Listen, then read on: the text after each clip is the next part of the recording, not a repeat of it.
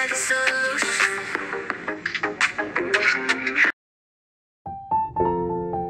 আলাইকুম, অ্যালেক্স মেডি সলিউশনে আপনাদের সবাইকে স্বাগতম। আমি আছি রাগিব আঞ্জুম খান, সারসুলুমিল্লাহ মেডিকেল কলেজ সেকেন্ড ইয়ার। তো আজকে আমাদের টপিক পঞ্চম অধ্যায় শৈবাল ও ছত্রাক, অ্যালগি অ্যান্ড ফানজাই। তো এই চ্যাপ্টারটা আর কি খুবই ইনফরমেশন বেসড, খুবই বেশি পড়তে হয়, মানে ছোট চ্যাপ্টার কিন্তু এখানে অনেক বেশি পড়া আছে। তো এমসিকিউর জন্য খুবই ইম্পর্টেন্ট। আচ্ছা, তো গত ক্লাসের মতো আমি আজকের ক্লাসেও মেইনলি হাসান স্যারের টপিক পড়াবো মেইনলি, আর আলিম স্যারের ইনফরমেশনগুলো কভার করার চেষ্টা করব। তো চলো শুরু করি। তো প্রথমে আমাদের এখান থেকে কি পড়তে হবে, এই ফার্স্ট স্লাইড থেকেও খুবই গুরুত্বপূর্ণ কিছু ইনফরমেশন আসছে, আমি সেগুলো দাগাই দিচ্ছি। তো শৈবাল আমরা কম বেশি সবাই চিনে থাকি, যে রাস্তায় দেখা যায় সবুজ সবুজ, কিন্তু সেগুলোকে আমরা গাছ হিসেবে বিবেচনা না করে আগাছা হিসেবে বেশি বিবেচনা করে থাকি। তো পৃথিবীতে বহু প্রকার শৈবাল জন্মে থাকে, অধিকাংশই শৈবালই হচ্ছে জলজ। এরা মিঠা পানিতে, লোনা পানিতে জন্মাতে পারে। তারপর সম্পূর্ণ ভাসমান, এখান থেকে আসো যেহেতু এখান থেকে পড়তে হবে, সম্পূর্ণ ভাসমান শৈবালকে ফাইটোপ্লাঙ্কটন বলা হয়, এই কথাটা পড়তে হবে। আর ফাইটোপ্লাঙ্কটন কী জিনিস আমরা জুওলজিতে পড়ে আসছি, তাই না? যারা জুওলজির ভিডিওগুলো দেখোনি, দেওয়া আছে আমার চ্যানেল থেকে দেখে আসতে পারো। আচ্ছা, তারপর জলাশয়ের পানির নিচে মাটিতে আবদ্ধ হয়ে যে শৈবাল জন্মায় তাকে বলা হয় বেন্থিক শৈবাল। ঠিক আছে, এটা পড়তে হবে। পাথরের গায়ে জন্মানো শৈবালকে বলা হয় লিথোফাইট। তো এটা কিভাবে মনে রাখবা? এটা মনে রাখবা বাজে লিপু দিয়ে, বাজে লিপো। কিভাবে, কি হলো? এটা হচ্ছে নেমোনিক, এটা মনে রাখবা। এই বেন্থিক শৈবালটা জলাশয়ের মাটির নিচে, মানে জলাশয়ে থাকে। তাহলে কি, বাজের ব থেকে আসতেছে বেন্থিক, বর্গীয় জ থেকে আসতেছে জলাশয়। আর লিপোটা কি জিনিস? এই যে লিপোটা হচ্ছে এই যে পাথরের গায়ে জন্মানো শৈবালকে বলা হয় লিথোফাইট। তাহলে লি থেকে আসতেছে তোমার লিথোফাইট, আর প থেকে আসতেছে তোমার পাথরের গায়ে জন্মানো। ঠিক আছে, বোঝা গেছে কি বোঝাইতে চাইছি? আচ্ছা, এইটুকুই আর কি, এইটুকুই, এই নেমোনিক শেষ। তারপরে আসুর এগুলো কীভাবে মনে রাখবা? উচ্চ শ্রেণীর জীবের টিস্যুর অভ্যন্তরে জন্মানো শৈবালকে বলা হয় অ্যান্ডোফাইট। ঠিক আছে, তো অ্যান্ডোফাইট,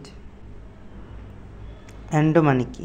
অ্যান্ডো মানে ভেতরে না, অ্যান্ডো মানে কিন্তু ভেতরে, অ্যান্ডো মানে আমাদের ভেতরে।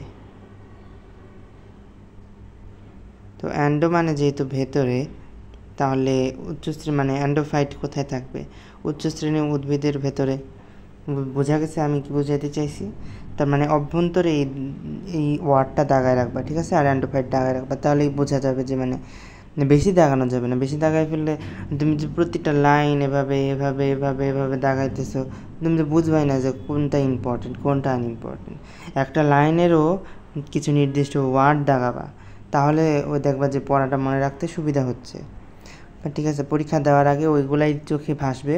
ঠিক আছে, মানে ওগুলা পড়বা, আর পরীক্ষা দিতে যায় দেখবা কি ওইগুলাই চোখে ভাসতেছে, সো আনসার করতে তখন সুবিধা হবে। এপিফাইট হিসেবে দেখো, এপিফাইট হিসেবে এরা অন্য শৈবালের গায়ে জন্মে থাকে। অ্যান্ডো মানে হচ্ছে ভেতরে, এপি মানে কি? বাইরে। ঠিক আছে, গায়ে, আমাদের শরীরের গায়ের ত্বক যেটা, গা যেটা আর কি বলি আমরা, সেটা কিন্তু আসলে বাইরে। তো এপি মানেও কিন্তু বাইরে। সো মিল আছে, নামের সাথে কাজের মিল আছে, নামের সাথে বৈশিষ্ট্যের মিল আছে।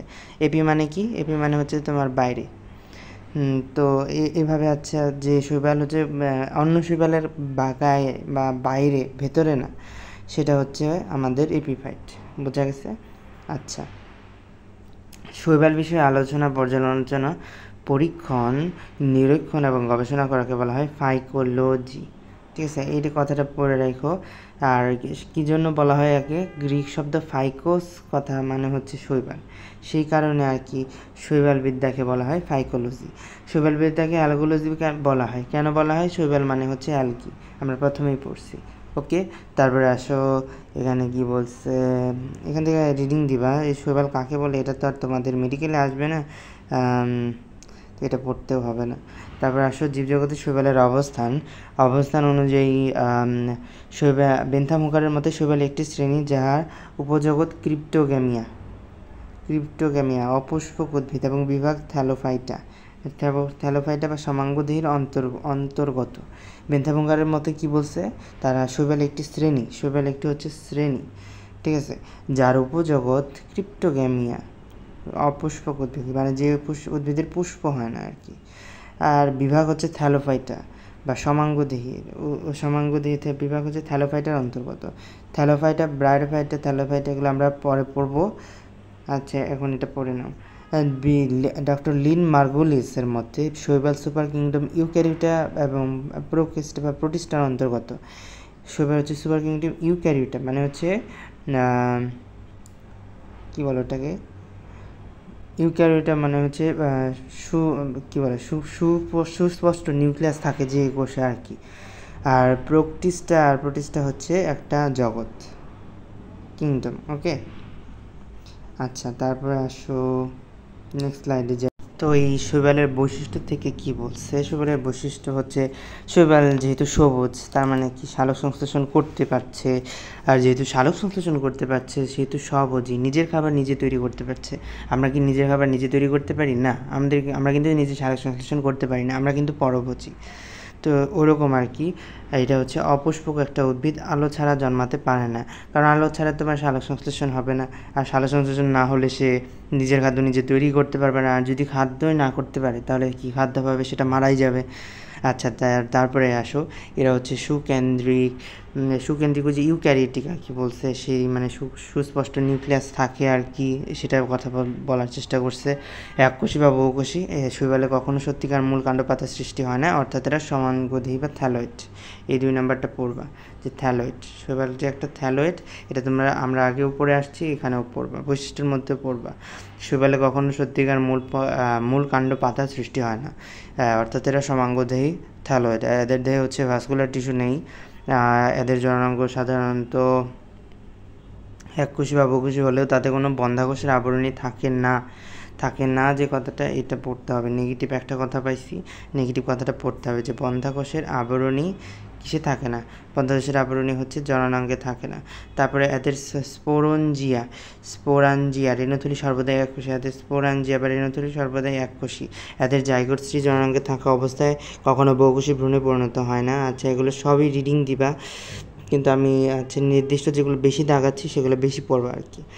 আর শৈবালের কোষপ্রাচীর সাধারণত সেলুলোজ নির্মিত, এটা সবাই জানি আমরা, যে কোনো আর কি উদ্ভিদ কোষের কোষপ্রাচীর সেলুলোজ নির্মিতই থাকে। শৈবালের যৌন জনন আইসোগ্যামাস, অ্যানাক্সোগ্যামাস অথবা উগ্যামাস। আমরা কিন্তু প্রথম চ্যাপ্টার কোষ এবং এর গঠন চ্যাপ্টারে কিন্তু এগুলো পড়ে আসছে, আইসোগ্যামাস, অ্যানাক্সোগ্যামাস, উগ্যামাস। তো যারা পড়ো নাই, ফার্স্ট চ্যাপ্টারটা অবশ্যই পড়ে আসো, আমার চ্যানেলে দেওয়া আছে। 2-1টি ব্যতিক্রম ছাড়া অধিকাংশ শৈবালের সঞ্চিত খাদ্য শর্করা, সায়ানোব্যাকটেরিয়াতে গ্লাইকোজেন। 2-1টি ব্যতিক্রম ছাড়া অধিকাংশ শৈবালের সঞ্চিত খাদ্য হচ্ছে শর্করা, ঠিক আছে। সঞ্চিত খাদ্য তো শর্করা, এই যে সালোক সংশ্লেষণ করতেছে তার মানে কি শর্করা। আর সায়ানোব্যাকটেরিয়াতে গ্লাইকোজেন, এটা খুবই ইম্পর্টেন্ট, ঠিক আছে, যেহেতু একটা ব্যতিক্রম এটা। তারপরে আসো, এছাড়া সাধারণত জলীয় আর্দ্র পরিবেশে জন্মায়, সাধারণত সুস্পষ্ট জনক্রম অনুপস্থিত। 10 নাম্বারটাও দাগাও, বল দাও। তাহলে কি পড়বা, এই যে সেগুলো তো পড়তে হবে। 8 নাম্বারটা বেশি পড়বা। তারপরে আসো স্পোরাঞ্জিয়া সর্বদা এককোষী, এটা পড়বা 4 নাম্বার। তারপরে হচ্ছে ভাস্কুলার টিস্যু নেই, 1, 2, 3, 4 আর 8 আর 10, এই পয়েন্টগুলো ভালো করে পড়বা। হ্যাঁ, সবগুলো তো রিডিং দিবাই, কিন্তু ওই পয়েন্টগুলো ভালো করে পড়বা। শৈবালের দৈহিক গঠনে আসো। দৈহিক গঠন কি বলছে, বহু ধরনের শৈবাল আছে, এদের আকার, আকৃতি এবং গঠনগত পার্থক্য বিদ্যমান সেম, কারণ আমাদের মানুষও একই ধরনের মানে মানুষের শারীরিক গঠন কিন্তু একই রকম। কাকে একটু জিনগত ভ্যারিয়েশনের কারণে কাকে দেখতে একরকম দেখা যায়, কাকে দেখতে আরেক রকম দেখা যায়, কিন্তু কোষের গঠন কিন্তু সেম। আচ্ছা, তারপরে এরা হতে পারে আণুবীক্ষণিক, তারপরে আসে সচল এককোষী, এগুলো কিন্তু উদাহরণগুলো লাগে। যেমন আণুবীক্ষণিকের কথা বলছে না, আণুবীক্ষণিক জিনিস আমরা কি জানি, যেটা আণুবীক্ষণিক সেটা কিন্তু প্রোক্যারিওটিকই বেশি হয়। প্রোক্যারিওটিক, যেটা প্রোক্যারিওটিক সেটাই হচ্ছে আণুবীক্ষণিক হয়। তাহলে দেখো তো প্রো আছে না এই কথাটা আগে, এখানে দেখো প্রো আছে, প্রোক্লোরোকক্কাস, এটাই হচ্ছে নেমোনিক। ঠিক আছে, এটা দিয়ে মনে রাখবা, এটাই নেমোনিক। তারপরে আসো দীর্ঘদেহী। দীর্ঘদেহী, দীর্ঘ মানে কি? যে ম্যাক্রো, আমরা জানি ম্যাক্রো মানে দীর্ঘ বা বড়, দীর্ঘ বা বড়, আর মাইক্রো মানে হচ্ছে ক্ষুদ্র বা ছোট, তাই না? এটাই তো আমরা জানি। তো এটাই ম্যাক্রো, ম্যাক্রো দিয়ে মনে রাখবে, এটাই নেমোনিক। ঠিক আছে, প্রায় 60 মিটার পর্যন্ত লম্বা হতে পারে, এই কথাটা পড়ে রাখবা। তারপরে সচল এককোষী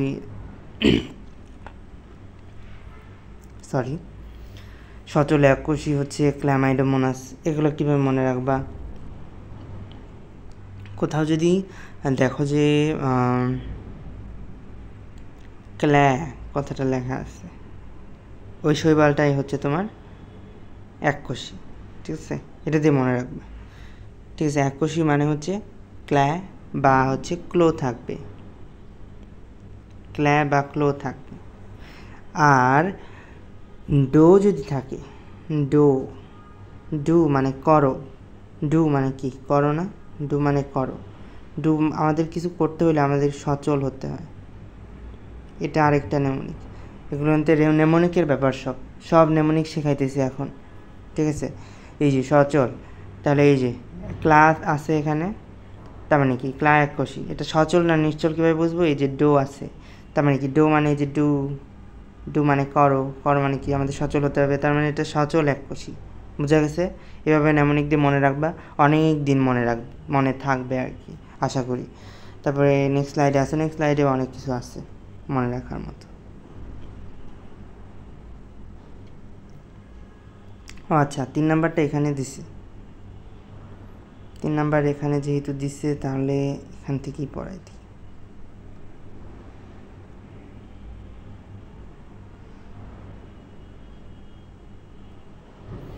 তো এখানে কি বলছে? সচল এবং কলোনিয়াল। ঠিক আছে, সচল এবং কলোনি করে থাকে।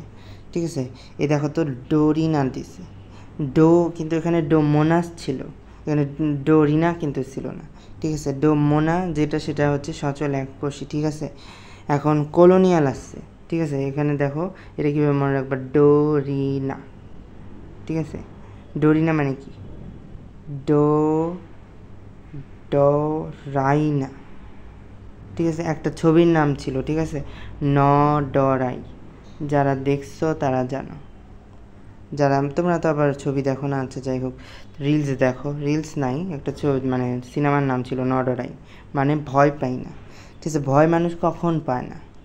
ভয় মানুষ কখন পায় না? যখন অনেকজন মিলা কেউ থাকে। ঠিক আছে, ধরলা তুমি একজন, ঠিক আছে, ধরলা তুমি একজন, সামনে পুরো একটা পুলিশ বন্দুক নিয়ে দাঁড়ায় আছে। ঠিক আছে, তুমি কিন্তু ভয় পাবা, কিন্তু তোমার পাশে যদি আরও শত শত লোক থাকে, আরও শত শত যদি লোক থাকে, ঠিক আছে, তুমি কি ভয় পাবা? ভয় পাবা না। কিন্তু ভাষা আন্দোলন কিন্তু এভাবেই হয়েছে, একজনের ভাষা আন্দোলন হয় নাই, অনেকজন মিলা, ঠিক আছে, একটা কলোনির মতো, একটা দলের মতো ছিল, সেজন্য তারা ভয় পায় নাই, জীবন উৎসর্গ করেছেন। ঠিক আছে, তো তারা ডরায় নাই। তো ডরি না থাকলে বুঝবা যে তারা কলোনি আকারে রয়েছে, এই যে কলোনিয়াল। ঠিক আছে, এটাই আর কি। যারা কলোনি আকারে, তারা কি চুপ করে বসে থাকবে? তারা বসে থাকবে না, তারা কিন্তু অ্যাটাক দিবে। ঠিক আছে, পুলিশের বিরুদ্ধে অ্যাটাক দিবে। তো এটা বুঝতে হবে যে তারা সচলই হবে। আর ভলভো কী দিয়ে মনে রাখবা? ভলভো একটা গাড়ির নাম আছে, একটা গাড়ির নাম আছে। ঠিক আছে, তো গাড়ি কি চলে না নাকি চলে না? আচ্ছা, অনেক গাড়ি আছে নিশ্চল, সেটা তো মানে exception can not be an example. গাড়ি কিন্তু সচলই থাকে। ঠিক আছে, নিশ্চল গাড়ি আমরা রাখি না, আমরা সেটা বেচে দিই, বিক্রি করে দিই, সেটা নিশ্চলই, কিন্তু গাড়ি কিন্তু সচলই থাকে। তো ভলভো একটা গাড়ির কোম্পানির নাম, সেটা সচল। তো তার মানে ভলভক্স হচ্ছে সচল এবং কলোনিয়াল। ওকে, বোঝা গেছে? আর এটা এককোষী কেন হবে না, কলোনিয়াল কেন হবে? এই যেখানে তোমার ক্ল্যা নাই, ক্লো নাই, ঠিক আছে, ক্লো থাকলে সেটা এককোষী, কিন্তু এখানে তো নাই, তার মানে এটা হবে না। ওকে, বোঝা গেছে? তো এইভাবে কিছু দিয়ে মনে রাখতে হবে। তোমরা চাইলে আরও ভালো নেমোনিক আমার থেকে বানাইতে পারো, ইনশাল্লাহ বানাবা, সমস্যা নাই। আচ্ছা, এখান থেকে কি পড়তে হবে? এখান থেকে আসো, এখান থেকে নিশ্চল এককোষী। এই যে দেখো ক্লো আছে না, ক্লো মানে কি? ক্লো মানে কি বলছি? ক্লো মানে এককোষী, ঠিক আছে? ক্লো মানেই কিন্তু এককোষী। তার নিশ্চল এককোষী যেটা বলছে, নিশ্চল এককোষী মানে মানে ক্লোরোকক্কাম আর ক্লোরেলা, ঠিক আছে? আচ্ছা, বহুকোষী এবং পাতার মতো, উলভা, ঠিক আছে? ইউভিউলা আলজিব্বা, ঠিক আছে? আলজিব্বা কিন্তু দেখতে পাতার মতোই থাকে, এই যে এরকম পাতার মতো, ঠিক আছে? আলজিব্বা কিন্তু একটা পাতার মতো দেখতে না? তো ওইটার মতোই, ওটা দিয়েই মনে রাখবা যে বহুকোষী এবং পাতার মতো দেখতে।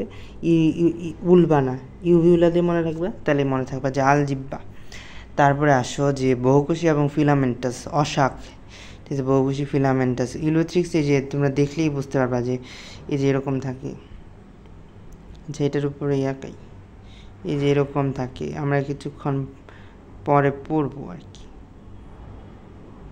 এই যে এরকম থাকে বহুকোষী, অনেকগুলা কোষ এরকম স্তরে স্তরে বিন্যস্ত থাকে, এই যে একটা কোষ, এই যে একটা কোষ, এই যে একটা কোষ, ঠিক আছে?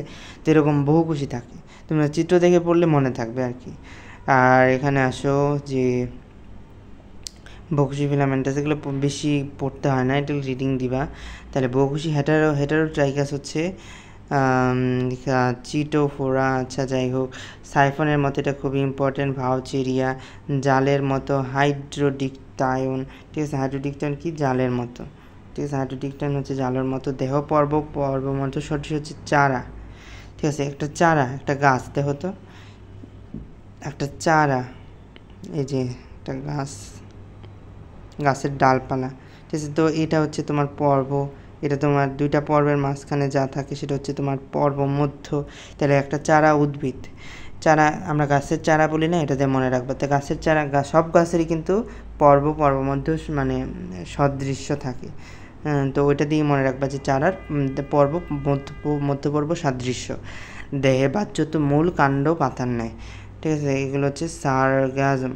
তারপরে এতে ক্লোরোপ্লাস্ট হতে পারে সর্বিলাকার, আমি কিন্তু আগেও পড়াইছিলাম এটা কীভাবে মনে রাখবা।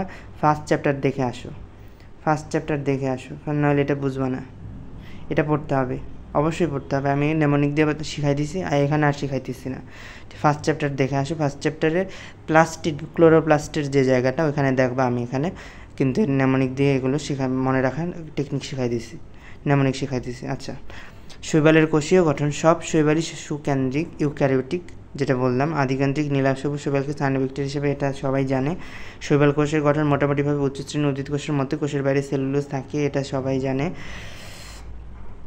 আচ্ছা, তারপরে এখানে আসো যে সিনোসাইটিক, এর মানে বহু নিউক্লিয়াস যদি থাকে সেটাকে বলা হয় সিনোসাইটিক।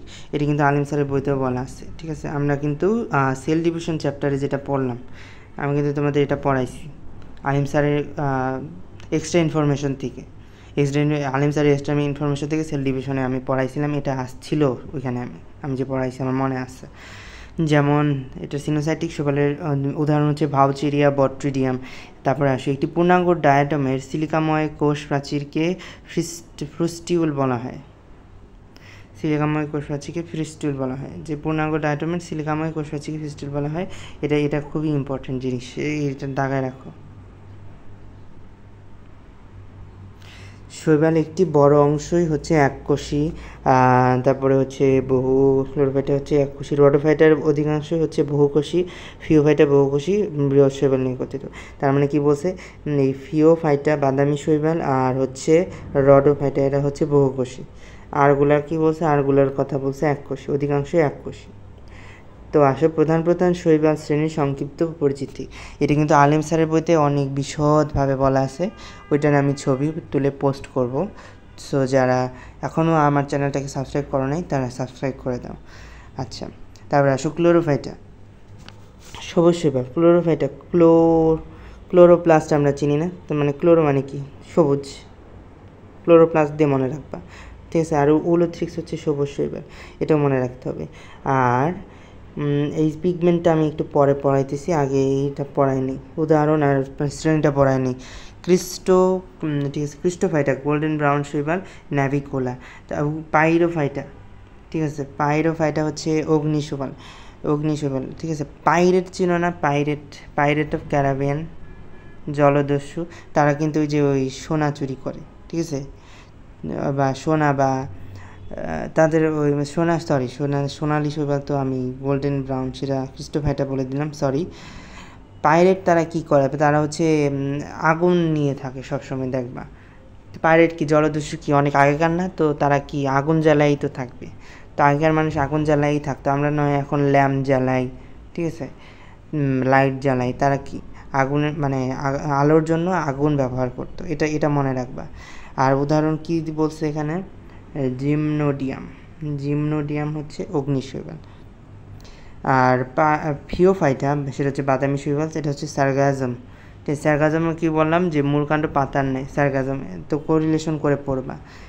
একটা যখন দেখবা যে এটা তো আগে একবার পড়ে আসলাম, আবার ওই পেজে যাবে, ওই পেজে যাবে, আবার ওই জিনিসটা পড়বা, তাহলে মনে থাকবে বেশি, ঠিক আছে। বুঝতে পারছি কত টেকনিক শেখাই দিই, কিন্তু তোমরা সেই টেকনিক ফলো করো না।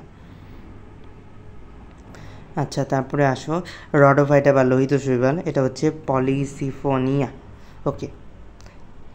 তারপরে আসো এই পিগমেন্টের কথাটা, পিগমেন্টের কথাটার ক্ষেত্রে আমি বলবো শুধু প্রথমটা পড়ো। কেন প্রথমটা পড়ো? আরগুলা সবই একই, দেখো, ক্লোরোফিল এ,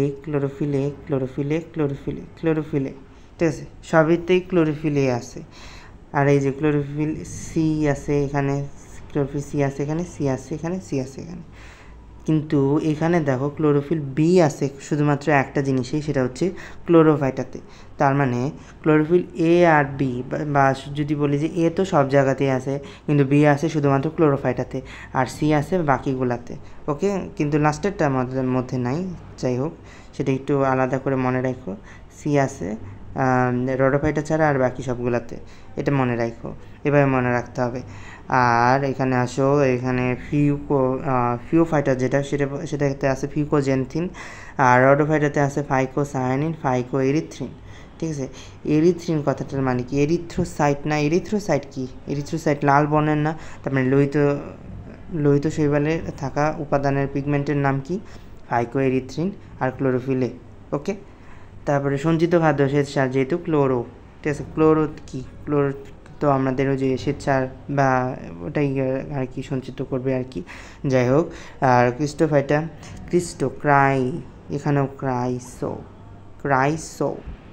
আর ওখানেও ক্রাইসো, ওকে। তারপরে পাইরো, এখানেও প্যারা। আর এখানে আসো, এটা কীভাবে মনে রাখবা? আগেটাতে ওই যে শ্বেতসার দেওয়া ক্লোরো দিয়ে মনে রাখতেছো, তারপরে ক্রাইসো দেওয়া ক্রাইসো মনে রাখতেছো, ক্রাইসো ল্যামিনারিন মনে রাখতেছো, পাইরো দেওয়া প্যারা মাইলোন মনে রাখতেছো। কিন্তু এই যে ল্যামিরিন, এটা মনে রাখবা কীভাবে? ল্যামিনারিন এটা মনে রাখবা কীভাবে? এটা মনে রাখার জন্য ন্যামোনিক শিখাই দিচ্ছি। এটা মনে রাখবা হচ্ছে এখানে কোথায় লিখবো? আচ্ছা, এখানে লিখি, বাদাম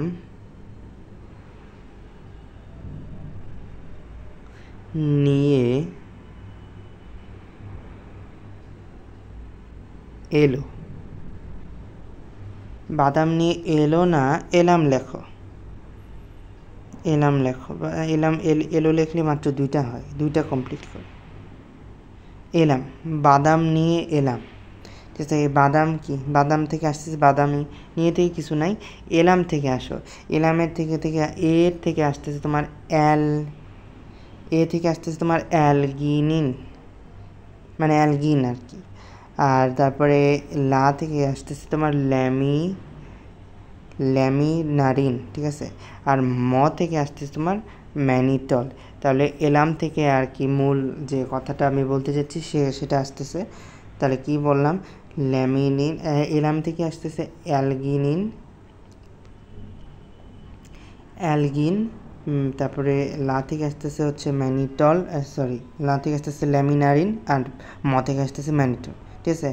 তাহলে কি? বাদাম নিয়ে এলাম থেকে বাদামি শৈবাল, তার মানে সঞ্চিত খাদ্য কি? এলাম থেকে কি আসতেছে? অ্যালগিন। তারপরে লা থেকে আসতেছে ল্যামিনারিন, আর ম থেকে আসতেছে ম্যানিটল। ওকে, তারপরে আসো রডোফাইটা বা লোহিত শৈবাল। রডোফাইটা হচ্ছে ফ্লোরিডান স্টার্চ, এটা আলাদা করে মনে রাখবা, কারণ বাকি সবগুলো মনে রাখছো, আর যেটা থাকবে বাকি সেটাই হচ্ছে তোমার রডোফাইটা। ওকে, তারপরে আসো শৈবাল পৃথিবীর মোট ফটোসিনথেসিসের প্রায় 60 ভাগ করে থাকে, এটা খুবই ইম্পর্টেন্ট। বাকি 40 ভাগ উচ্চ শ্রেণীর উদ্ভিদ করে থাকে, এটা খুবই ইম্পর্টেন্ট যে শৈবাল পৃথিবীর ফটোসিনথেসিসের প্রায় 60 ভাগ করে থাকে। তারপরে হচ্ছে গ্রীষ্মমণ্ডলীয় অঞ্চলে সাগরের দিকে আলোড়ন সৃষ্টি করলে আগুন জ্বলতে দেখা যায়, একে বায়োলুমিনেসেন্স বলা হয়। ঠিক আছে, তারপর পাইরোফাইটা শৈবালের জন্য এরকম হয়ে থাকে। ওই যে পাইরেট, ঠিক আছে, পাইরেট কোথায় থাকে? জলদস্যু, সাগরেই তো থাকে, সমুদ্রেই থাকে। ঠিক আছে, এই শৈবালের জন্য এরকম হয়ে থাকে, এদের দ্বারাই রেড টাইড হয়ে থাকে। এইসব শৈবালে অবস্থিত লুসিফেরিন দ্বারা এগুলো হচ্ছে তোমার বায়োলুমিনেসেন্সের সৃষ্টি হয়। ওকে, নেক্সট স্লাইডে আসো।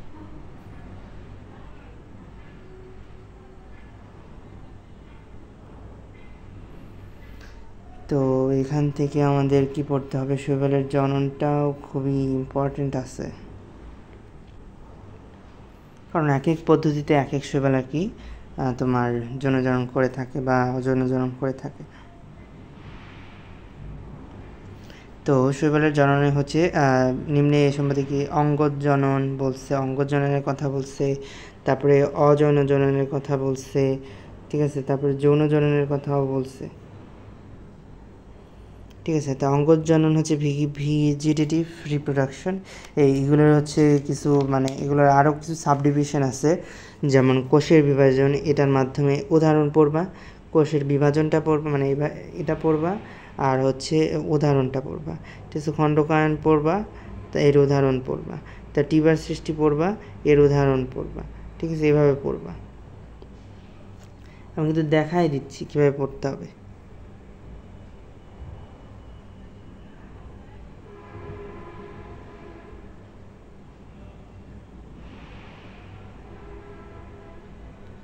তার কুড়ি সৃষ্টি পড়বা, এর উদাহরণ পড়বা।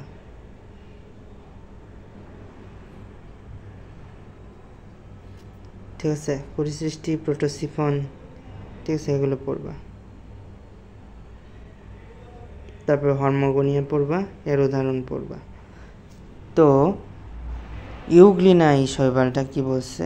ইউগ্লিনা শৈবালে কোষ বিভাজনের মাধ্যমে দুটি অপত্য কোষে পরিণত হয়, আর খণ্ডকায়ন, এই যেখানে মনে হয় খণ্ডকায়ন, হ্যাঁ খণ্ডকায়নই দেখাইছে, নস্টক অসিলেটরিয়া। ঠিক আছে, খণ্ডকায়ন, এটা হচ্ছে নো দেওয়া মনে রাখবা, নো খণ্ডক, নো খণ্ডক, নো খণ্ডক দিয়ে মনে রাখবা।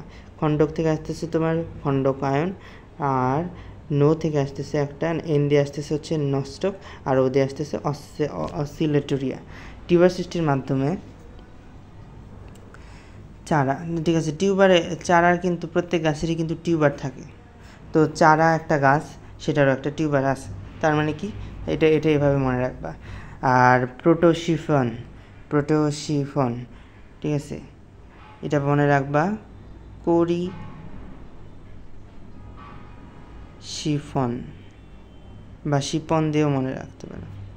কুড়ি থেকে আসতেছে তোমার কুড়ি সৃষ্টি, আর শিপন থেকে আসতেছে শিফন, শিফন মানে কি? প্রোটোসিফন। ওকে, এভাবে মনে রাখবা। তারপরে আসো হর্মোগোনিয়া দ্বারা কি আছে? নষ্ট অসিলেটরি, ওই যে নো দিয়ে মনে রাখবা। ঠিক আছে, তারপরে আসো অজনজনন। এখানে রেণুবাষ্প অজনজননের এককের কথা বলা আছে। অজনজননের একক কি? অজনজননের একক হচ্ছে রেণুবাষ্পর। তারপরে আসো যেগুলো একটি অঙ্গজ কোষ স্পোরেঞ্জিয়াম হিসেবে কাজ করে, অসংখ্য স্পোর তৈরি করে। স্পোর ফ্লাজেলা বিশিষ্ট সচল হলে তাকে হচ্ছে চলরেণু বা জুওস্পোর বলা হয়। ঠিক আছে, এগুলো পড়তে হবে, চলরেণু বা জুওস্পোর বলা হয়। যেমন উলোথ্রিক্স কিসের উদাহরণ? চলরেণু বা জুওস্পোরের উদাহরণ।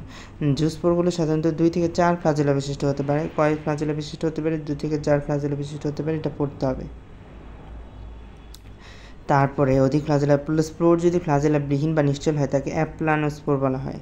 ঠিক আছে, অ্যাপ্লানোস্পোর মানে স্পোর নাই, মানে জুওস্পোর বলছিল, তার মানে স্পোরের ফ্লাজেলা নাই, এটাই হচ্ছে ব্যাখ্যা করতেছে।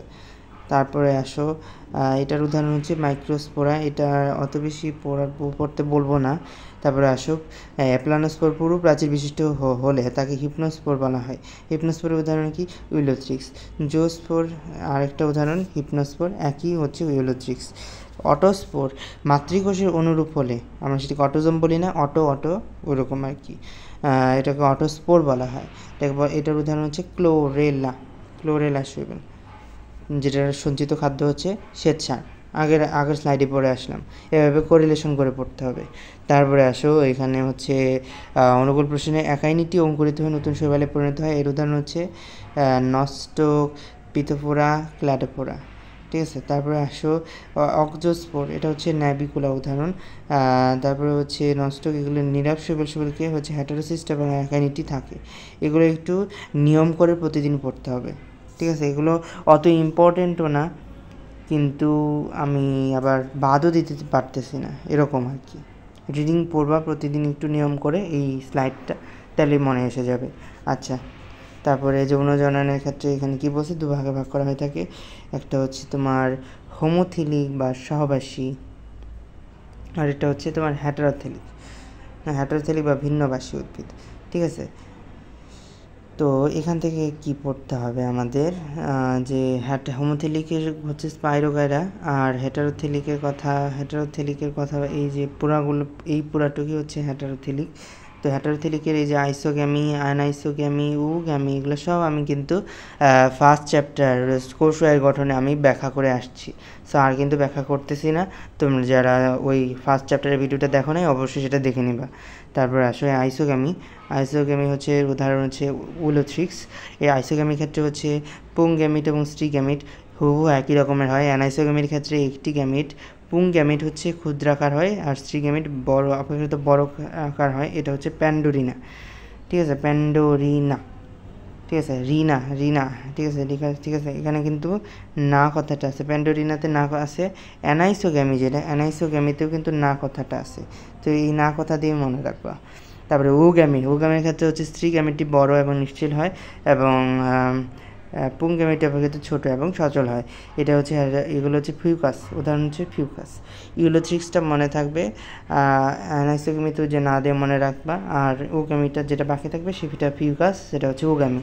আর ইউলোথ্রিক্সের কথাটা আসো, এই যে আমি বলছিলাম না বহুকোষী, এই যে অনেকগুলো কোষ দেখছো, এগুলো যতগুলো খণ্ড দেখতেছো সবগুলো এক একটা কোষ, সেজন্য একে বলা হয় বহুকোষী। আর তো এখানে আসো, এখানে কি বলছে, উলোথ্রিক্স শৈবালের 60টি প্রজাতির মধ্যে অধিকাংশই মিঠা পানিতে জন্মে থাকে।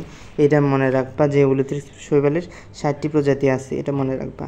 তারপরে আসো উলোথ্রিক্সের দৈহিক গঠন। উলোথ্রিক্স একটি ফিলামেন্টাস এবং অশাক সবুজ শৈবাল, এটা পড়তে হবে। তারপরে আসো গোড়ার কোষটি হচ্ছে লম্বাকৃতির, এই হোলফাস্ট যে জিনিসটা বলছে, লম্বাকৃতির বর্ণহীন নিচের দিকে ক্রমশ সরু, একে হোল্ডফাস্ট বলা হয়। হোল্ডফাস্ট দ্বারা শৈবালটি কোনো বস্তুর সাথে আবদ্ধ থাকে, এই যে বস্তুর সাথে একটা আবদ্ধ রয়েছে হোল্ডফাস্টের মাধ্যমে। তারপরে আসো যে ফিলামেন্টের প্রত্যেকটি কোষের কোষপ্রাচীর আছে, হোল্ডফাস্ট ছাড়া প্রত্যেক কোষে একটি নিউক্লিয়াস আছে। হোল্ডফাস্টে কিন্তু নিউক্লিয়াস নেই, আমরা কিন্তু দেখতেই পারতেছি হোল্ডফাস্টে কোনো নিউক্লিয়াস নেই, আর বাকি কোষগুলোতে নিউক্লিয়াস আছে, এই যে নিউক্লিয়াসের কথা বলা আছে। তারপরে আসো তারপর ফিতে হোল্ডফাস্ট ছাড়া প্রত্যেক কোষে নিউক্লিয়াসও আছে, আবার ফিতা আকৃতির ক্লোরোপ্লাস্ট আছে। আমরা কিন্তু উলোর ফিতা আকার দিয়ে মনে রাখছিলাম যে উলোর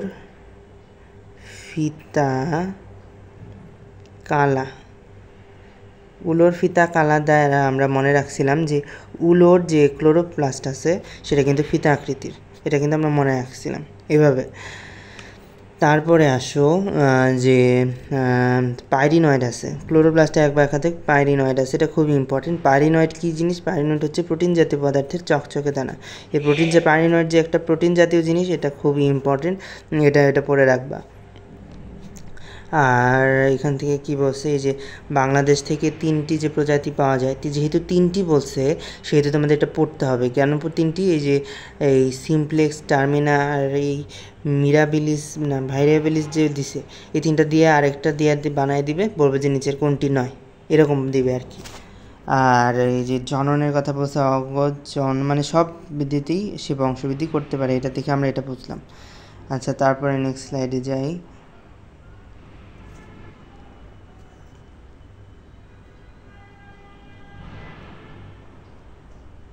এখান থেকে অঙ্গজ বংশবৃদ্ধির কথাটা পড়বা, এখান থেকে আর কি রিডিং সবগুলাই, বাট কিছু আছে যেগুলো পড়তে হবে। যেমন এই যে কোষ হতে জুসপোর উৎপন্ন হয় তাকে জুসপোরেঞ্জিয়াম বলা হয়, এটা পড়বা। প্রত্যেক জুসপোরেঞ্জিয়াম হতে কয়টি জুসপোর সৃষ্টি হয়? 1 থেকে 32টি জুসপোর সৃষ্টি। আমরা তো জানি যে উলোথ্রিক্স হচ্ছে একটি জুসপোরের উদাহরণ, আমরা পড়ে আসলাম তো একটু আগে। তারপরে আসো যে মাইক্রোস্পোর থেকে কয়টি জুসপোর? এই যে মাইক্রোস্পোর হতে হচ্ছে 8 থেকে 32টি, আর মেগা জুসপোর হতে 1 থেকে 4টি জুসপোর উৎপন্ন হয়। যেটা মাইক্রো, যেটা ছোট, সেটা থেকে কম হওয়ার কথা, কিন্তু এখানে কিন্তু উল্টা। সো এটা পড়তে হবে। তারপরে আসো এখানে ওই যে একটি জুসপোরেঞ্জিয়াম হতে নির্গত হয় না যে জুসপোরগুলো, এগুলোর অ্যাপ্লানোস্পোরে পরিণত হয়, আর এগুলার কোষের সম্পূর্ণ প্রোটোপ্লাস্ট গোলাকার হয় এবং চারপাশে একটি পুরু প্রাচীর গঠন করে একাই নীতিতে পরিণত হয়। এগুলোকে হিপনোস্পোর বলা হয়। প্রচুর সঞ্চিত খাদ্য সম্মিলিত যে স্পোরের মাধ্যমে জীব তার প্রতিকূল অবস্থা অতিক্রম করে তাকে রেস্টিং স্পোর বলা হয়। আচ্ছা, রেস্টিং স্পোর মানে কি? যে নিদ্রিত অবস্থা, ঠিক আছে, শীত নিদ্রার মতো একটা অবস্থা রেস্টিং স্পোরে থাকে। পরে যখন অনুকূল পরিবেশ আসে, অনুকূল পরিবেশ হইলে ওই স্পোর থেকে আমাদের জীব উৎপন্ন হয়। তারপরে আসো যৌনজন। উলোথ্রিক্স একটি ভিন্নভাষী বা হেটারোথেলিক শৈবাল। স্ত্রী ও পুরুষ জননকোষ আলাদা দিয়ে উৎপন্ন হয়। উলোথ্রিক্স শৈবালের যৌন মিলন হচ্ছে আইসোগ্যামাস ধরনের, মানে কি স্ত্রী ও পুরুষ দুইটা সমান মানে জননকোষের অধিকারী আর কি। হোলভাস ছাড়া যে কোনো একটি কোষের প্রোটোপ্লাস্ট ব্যাজের মাধ্যমে এতটি অপত্য সৃষ্টি হয়। আর প্রতিটি অপত্য প্রোটোপ্লাস্ট একটি নাশপাতি আকৃতির বাইফ্ল্যাজিলেট গ্যামেটে রূপান্তরিত হয়। গ্যামেটগুলো জুসপোর হতে ক্ষুদ্রাকৃতির। এদের আই স্পট অত্যন্ত স্পষ্ট। একটি ভ্যাসিকল দ্বারা পরিবেষ্টিত অবস্থায় এরা একটি জনন কোষাধার বা গ্যামেটোনজিয়াম এর প্রাচীরের সৃষ্ট ছিদ্রপথে বেরিয়ে আসে এবং ভ্যাসিকলের অবলেপ্তির পর মুক্তভাবে সাঁতরে বেড়ায়। দুটি ভিন্ন ফিলামেন্ট হতে দুটি ভিন্নধর্মী মানে হচ্ছে গ্যামিট দেহের বাইরে এসে যৌনমিলন সম্পন্ন করে এবং একটি 4 ফ্লাজেলাযুক্ত ডিপ্লয়েড জায়গা সৃষ্টি করে। আচ্ছা, এগুলো হচ্ছে রিডিং দিবা সব, আর কিছু এখান থেকে পড়ো না, বেশি পড়লে আবার মাথা গুলায় যাবে।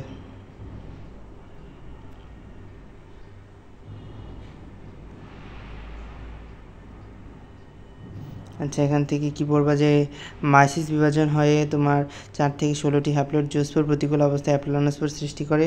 জায়গোট প্রাচীর বিদীর্ণ হওয়ার মাধ্যমে জুসপোরগুলো অ্যাপ্লানোস্পোর বিদীর্ণ হয়ে যায়। আচ্ছা, যাই হোক, উলোথ্রিক্সের জীবনচক্র হ্যাপ্ল্যান্টিক, এটা খুব ইম্পর্টেন্ট। উলোথ্রিক্সের জীবনচক্র হ্যাপ্ল্যান্টিক, অর্থাৎ বহুকোষী গ্যামেটোফাইটিক যৌনর সাথে এককোষী যৌনক্রম হচ্ছে মানে যৌনক্রম ঘটে। বহুকোষী গ্যামেটোফাইটিক যৌনর সাথে এককোষী স্পোরোফাইটিক যৌনক্রম ঘটে। কেন এই উলোথ্রিক্সের জীবনচক্র হ্যাপ্লন্টিক এটা পড়তে হবে। আর কেন এটাকে বলা হয়েছে সেটার কারণটা পড়তে হবে, যে বহুকোষী গ্যামেটোফাইটিক যৌনর সাথে এককোষী স্পোরোফাইটিক যৌনক্রম ঘটে। তারপরে হচ্ছে পামেলা দশা, ঠিক আছে, আমরা কিন্তু পলিপ দশা পড়ে আসছিলাম হাইডাতে, এখানে আসছে আর একটা পামেলা দশা। তো পলিপ আর পামেলা কিন্তু এক জিনিস না, এটা কিন্তু গুলাই ফেলো না। আবার কিছু শৈবালের ক্ষেত্রে শুষ্ক পরিবেশে প্রোটোপ্লাজম বারবার বিভাজিত হয়ে মাতৃকোষ প্রাচীরের মধ্যে জেলাটিনে আবদ্ধ হয়ে যায়। এই জেলাটিনে আবদ্ধ দশাকে বলা হয় পামেলা দশা। সাধারণত ক্ল্যামাইডোমোনাস কি বলতো? ক্লা থেকে আসতেছে তোমার এককোষী, আমি কিন্তু কোরিলেশন করে পারি, আমি আগেই বলছি, তো কোরিলেশন করে পড়তে হবে। ক্লা মানে হচ্ছে এককোষী, আর হচ্ছে ক্ল্যামাইডোমোনাস যেহেতু বলছে, ডরাইনা যেহেতু আসছে না, তার মানে এটা নিশ্চল এককোষী। ওকে, তারপরে আসো মানে আবাসস্থলে পানি প্রবাহ ফিরে এলে জেলাটিনের আবরণটি গলে যায়, এগুলো হচ্ছে ইউলোথ্রিক্সে পামেলা দশাটি দেখা যেতে পারে। উলোথ্রিক্স পামেলা দশাটি এটি একটি অস্বাভাবিক অযৌনজনন প্রক্রিয়া। এই কথাটা দাগায় রাখো। তারপর আসো বহুকোষী ডিপ্লয়েড যৌনের সাথে এককোষী হ্যাপ্লয়েড যৌনক্রম ঘটলে তাকে ডিপ্লন্টিক জীবনচক্র বলা হয়। ঠিক আছে, এই যে হ্যাপ্লন্টিক বললাম না, আর একটা হচ্ছে ডিপ্লন্টিক। এটা হচ্ছে বহুকোষী ডিপ্লয়েড যৌনের সাথে, এটা বহুকোষী গ্যামেটোফাইটিক যৌন ছিল, এটা হচ্ছে বহুকোষী ডিপ্লয়েড যৌনের সাথে যদি ঘটে সেটা ডিপ্লন্টিক। যদি গ্যামেটোফাইটিক যৌনের সাথে বলে সেটাকে হ্যাপ্লন্টিক। যদি ডিপ্লয়েড উজ্জীবনের সাথে ঘটে তাহলে সেটা হচ্ছে ডিপ্লন্টি। এটার উদাহরণ কি? ফিউকাস, সার্গাজম। তারপরে আসো অ্যারোথেটিক্সের অর্থনৈতিক গুরুত্ব। বায়ুমণ্ডলে অক্সিজেন যোগ করে কার্বন ডাইঅক্সাইড শোষণ করে, এটাও খুবই ইম্পর্টেন্ট। অর্থনৈতিক গুরুত্ব হচ্ছে তোমার, অর্থনৈতিক গুরুত্বটাও ইম্পর্টেন্ট আছে।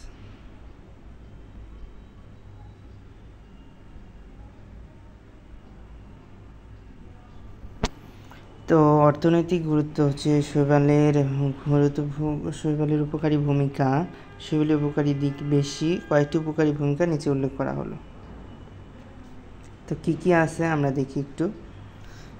এখান থেকে বায়ুমণ্ডলে অক্সিজেন যোগ করে একটু আগেই পড়ে আসলাম। বায়ুমণ্ডলে অক্সিজেন যোগ করা, বায়ুমণ্ডলে হচ্ছে মাটিতে মুক্ত নাইট্রোজেন সংবর্ধন কে করে? নস্টক, অ্যানাবেনা, অ্যালুরোসিয়া। এই যেহেতু তিনটা, এটা খুবই ইম্পর্টেন্ট।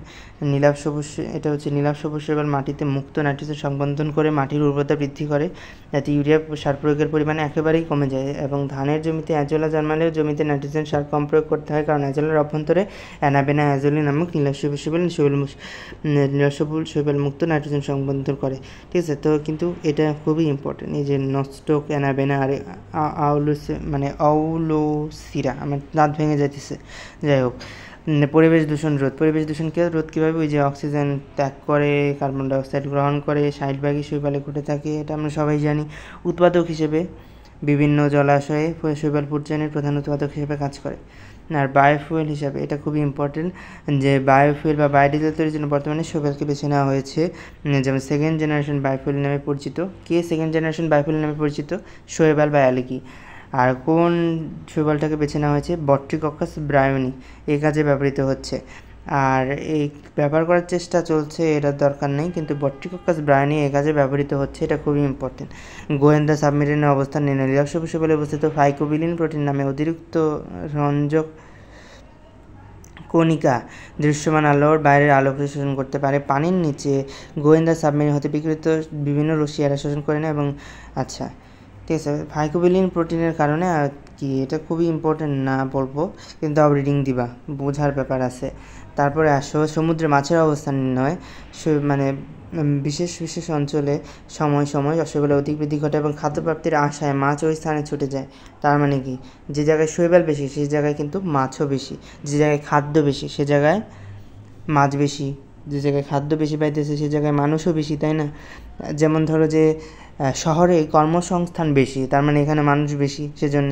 গ্রামে কর্মসংস্থান নাই, খাবার নাই, শহরে খাবার আছে, তাই এখানে মানুষ বেশি। তো ঠিক ওই রকম, যে জায়গায় শৈবাল আছে সে জায়গায় মাছ বেশি। সো মাছ ধরার ক্ষেত্রে এখানে ব্যবহার করা হয়। মাটির বয়স নির্ণয় কীভাবে? ডায়াটমের কার্বন খোলস ডেটিং, মানে ডায়াটমের খোলসের কার্বন ডেটিং করে, এটা খুবই ইম্পর্টেন্ট। মানুষের খাদ্য হিসেবে হচ্ছে উল বা ল্যাকটোয়াকে মানুষ খাদ্য হিসেবে গ্রহণ করে, এটাও খুবই ইম্পর্টেন্ট। পশু খাদ্য হিসেবে এটা বেশি ইম্পর্টেন্ট না। শৈবাল থেকে ন্যানোফিল্টার উৎপাদন, এটা অনেক ইম্পর্টেন্ট। ন্যানোফিল্টারকে কোন শৈবাল ব্যবহার করা হচ্ছে? এই যে পিথোফোরা শৈবাল, যার সন্ধান কাঁচামাল প্রদান করে ঢাকা বিশ্ববিদ্যালয়ে, এটা দরকার নেই, কিন্তু পিথোফোরা শৈবাল দিয়ে যে আমরা ন্যানোফিল্টার উৎপাদন করতেছি, এটা লাগবে। তাহলে কী লাগবে? নাইট্রোজেনটা লাগবে, তারপরে পরিবেশ দূষণ রোধ করে এটা লাগবে, তারপরে বায়োফুয়েলটা লাগবে, তারপরে মাটির বয়সটা লাগবে, তারপরে হচ্ছে ন্যানোফিল্টারটা লাগবে। ওকে, এখান থেকে এটুকুই। আর মানে এটা খুবই ইম্পর্টেন্ট, শৈবালের গুরুত্বটা।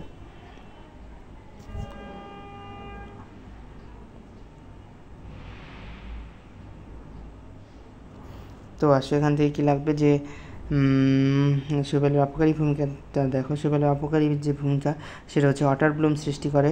ওয়াটার ব্লুম কী জিনিস? ওয়াটার ব্লুম হচ্ছে পুকুর বা জলাধারে পুষ্টির পরিমাণ বেড়ে গেলে নীলাভ সবুজ শৈবালের সংখ্যা অতিমাত্রায় বৃদ্ধি পায়, একে বলে ওয়াটার ব্লুম।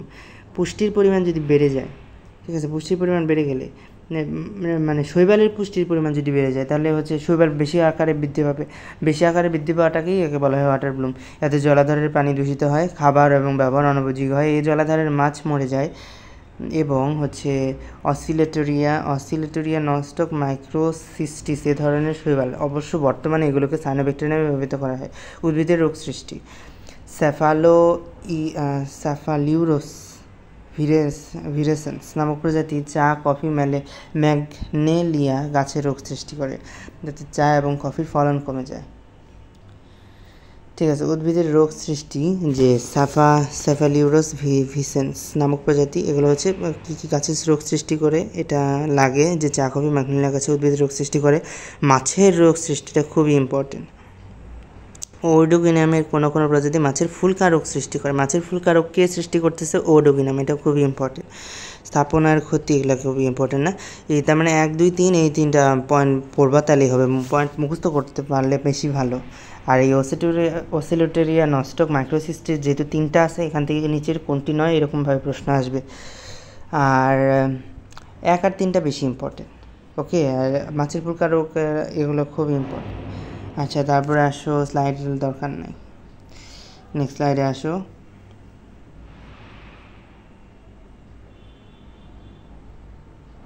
এখান থেকে আর কি ছত্রাক শুরু হচ্ছে আমাদের ফানজাই, থ্যালোফাইটা বিভাগের অন্তর্গত, কিন্তু পঞ্চরাজ্য শ্রেণী বিভাগের আর ছত্রাক হচ্ছে ফানজাই রাজ্যের অন্তর্গত, যেহেতু নামই ফানজাই, তাই না?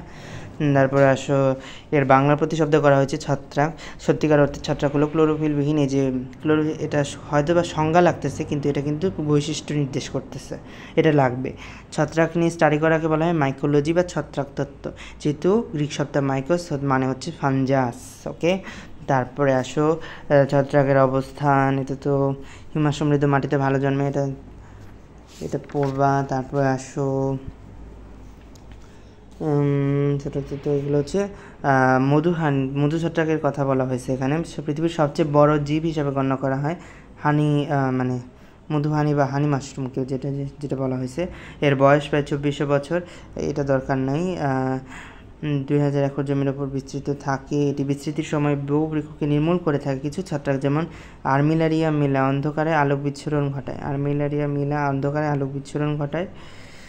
কিছু ছত্রাক বিষাক্ত, এবং কিছু ছত্রাক এত বিষাক্ত যে মানুষ তাৎক্ষণিক হতে পারতে পারে। এসব বিষাক্ত ছত্রাকে বিষাক্ত ছত্রাকে কোন ধরনের পদার্থ থাকে, এটা খুবই ইম্পর্টেন্ট। অ্যামাটক্সিন নামক বিষাক্ত পদার্থ থাকে, এটা খুবই ইম্পর্টেন্ট। ছত্রাকের বৈশিষ্ট্য এখন আসো। ছত্রাক হচ্ছে ক্লোরোফিলবিহীন।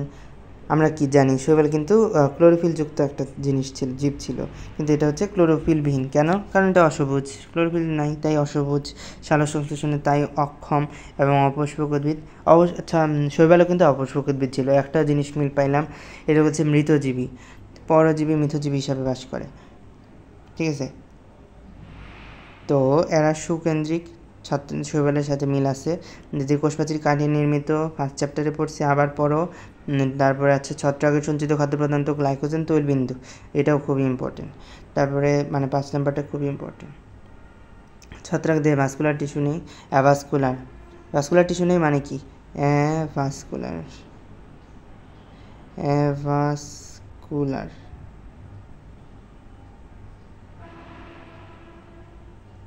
ঠিক আছে, ভাস্কুলার টিস্যু নেই মানে অ্যাভাস্কুলার। তারপরে আসো, ছত্রাকের জননাঙ্গ হচ্ছে এককোষী, এটাও লাগে, এটা অত বেশি লাগে না। হ্যাপ্লয়েড স্পোর দিয়ে বংশ বিস্তার করে, এটা খুবই ইম্পর্টেন্ট। 9 নাম্বারটা, হ্যাপ্লয়েড স্পোর দিয়ে বংশ বিস্তার করে, এটা খুবই ইম্পর্টেন্ট। মাইসিস বিভাজন ঘটে, থ্যালাস হ্যাপ্লয়েড, এটা ইম্পর্টেন্ট আছে। অধিকাংশ ছত্রাক সদস্যই শ্বসন প্রক্রিয়ার মাধ্যমে পুষ্টি গ্রহণ করে, এটা তো আমরা এমনিতেই জানি। তারপরে এদের রয়েছে তীব্র অভিযোজন ক্ষমতা, এটা খুবই ইম্পর্টেন্ট। তীব্র অভিযোজন ক্ষমতা রয়েছে, কতক 5 ডিগ্রি সেলসিয়াস নিম্ন তাপমাত্রা এবং 50 ডিগ্রির উপরের তাপমাত্রায় বেঁচে থাকতে পারতেছে। ছত্রাক থ্যালোফাইটা জাতীয় উদ্ভিদ। তারপরে আসো, ওটাও তো থ্যালোফাইটা ছিল আর কি। তারপরে এককোষী ছাড়া সব ছত্রাকের দেহ হাইফি দ্বারা গঠিত হয়, এটা খুবই ইম্পর্টেন্ট। ঠিক আছে, তো ছত্রাকের বৈশিষ্ট্য তো খুবই ইম্পর্টেন্ট আমার মনে হচ্ছে, সবই পড়বা। আর যেগুলো দাগাই দিছি, গোল্লা দিছি সেগুলো বেশি পড়বা, যেগুলো গোল্লা দেওয়া। ছত্রাকের দৈহিক গঠন এখন আসো।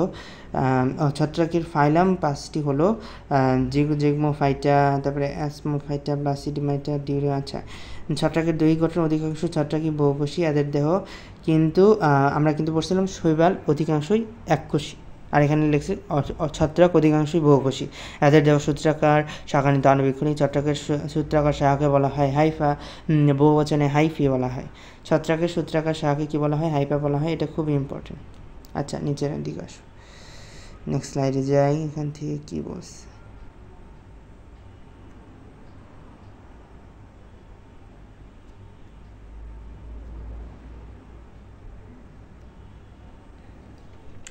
এখানে কি বলছে যে মানে প্রস্থপ্রাচীরকে সেপ্টা বলা হয়, সেপ্টাতে ছিদ্র থাকে, আসা যাই হোক, কিন্তু এই যে মাইসিলিয়াম বলছে না, অসংখ্য শাখা বিশিষ্ট সূত্রাকার হাইফি দ্বারা গঠিত ছত্রাক দেহকে মাইসিলিয়াম বলা হয়, এটা খুবই ইম্পর্টেন্ট। তারপরে আসো মাইসিলিয়ামে অবস্থিত অনেকগুলো হাইফি যখন প্রস্থপ্রাচীর ভেন এবং বহু নিউক্লিয়াস বিশিষ্ট হয় তাকে সিনোসাইটিক মাইসিলিয়াম বলা হয়। তারপরে মানে এগুলো সবই একটু রিডিং দেওয়ার চেষ্টা করবা। হোস্টোরিয়ামটাও আসে, ঠিক আছে, হোস্টোরিয়াম যেটা এটাও আসে আর কি। তারপরে আসো পরিবেশ থেকে খাদ্য শোষণকারী হাইফাকে বলা হয় রাইজয়েড। কোনো উচ্চ শ্রেণীর ছত্রাকে মাইসিলিয়াম শক্তরশির মতো গঠন করে, একে বলা হয় রাইজোমর্ফ, ঠিক আছে। রাইজয়েড কি বলতেছে, খাদ্য শোষণকারী হাইফাকে বলা হয় রাইজয়েড। আর মাইসিলিয়ামের যদি শক্তরশির মতো গঠন সৃষ্টি করে তাকে বলা হয় রাইজোমর্ফ, যেমন অ্যাগারিকাস। যেমন অ্যাগারিকাস একটি রাইজোমর্ফের উদাহরণ। তারপরে আসো মাইক্রোরাইজাল ছত্রাক কাকে বলা হইতেছে, স্যাপ্রোলেগনিয়াস স্যাপিয়েন্টালিসকে বলা হয়। আর মিথজীবী আচরণ বা অ্যাসোসিয়েশনকে বলা হয় মাইক্রোরাইজা। উদ্ভিদের মূল এবং ছত্রাকের মধ্যকার মিথজীবী আচরণকে বলা হয় মাইক্রোরাইজা, ঠিক আছে। উচ্চ শ্রেণীর উদ্ভিদের জন্য মাইক্রোরাইজাল অ্যাসোসিয়েশন খুবই গুরুত্বপূর্ণ। এদের অবস্থান মিথজীবী, ঠিক আছে, ছত্রাকের অবস্থান মিথজীবী। সঞ্চিত খাদ্য গ্লাইকোজেন তেল পর্যন্ত আঁকেই পড়ে আসলাম। ছত্রাকের কোষীয় গঠন, কিছু নিম্ন শ্রেণীর ছত্রাক ছাড়া অধিকাংশ ছত্রাকের কোষ দুটি অংশে বিভক্ত, যেমন কোষ প্রাচীর এবং প্রোটোপ্লাস্ট। কোষ প্রাচীর, বিভিন্ন শ্রেণীর ছত্রাকের কোষ প্রাচীরের পার্থক্য থাকলে অধিকাংশ ছত্রাক কোষের কোষ প্রাচীর মুখ্য উপাদান কাইটিন পর্যন্ত, এটা আমরা পড়ছি। এবং কাইটিন হলো এক ধরনের জটিল পলিস্যাকারাইড, এটা আমরা জানি। প্রোটোপ্লাস্টকে সংরক্ষণ করে এর প্রধান কাজ, আর এটি পানি অন্যান্য দ্রবণের জন্য ভেদ্য, এটা আমরা জানি। তারপর নেক্সট স্লাইডে আসো, এখান থেকে কী বলছে দেখি।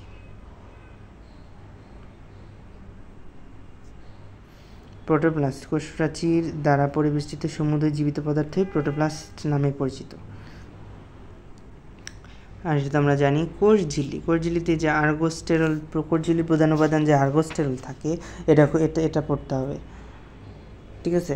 তারপরে আসো সাইটোপ্লাজমের মধ্যে কি বলছে এখানে, জেলির ন্যায় পদার্থটির নাম সাইটোপ্লাজম। মাইসিলিয়াম হাইপার মাইটোকন্ড্রিয়া এগুলো তো থাকেই। সঞ্চিত খাদ্য হিসেবে গ্লাইকোজেন, ভলিটিন, তেলবিন্দু, চর্বি এগুলো সবই পড়তে হবে, ঠিক আছে, সঞ্চিত খাদ্যটা পড়তে হবে।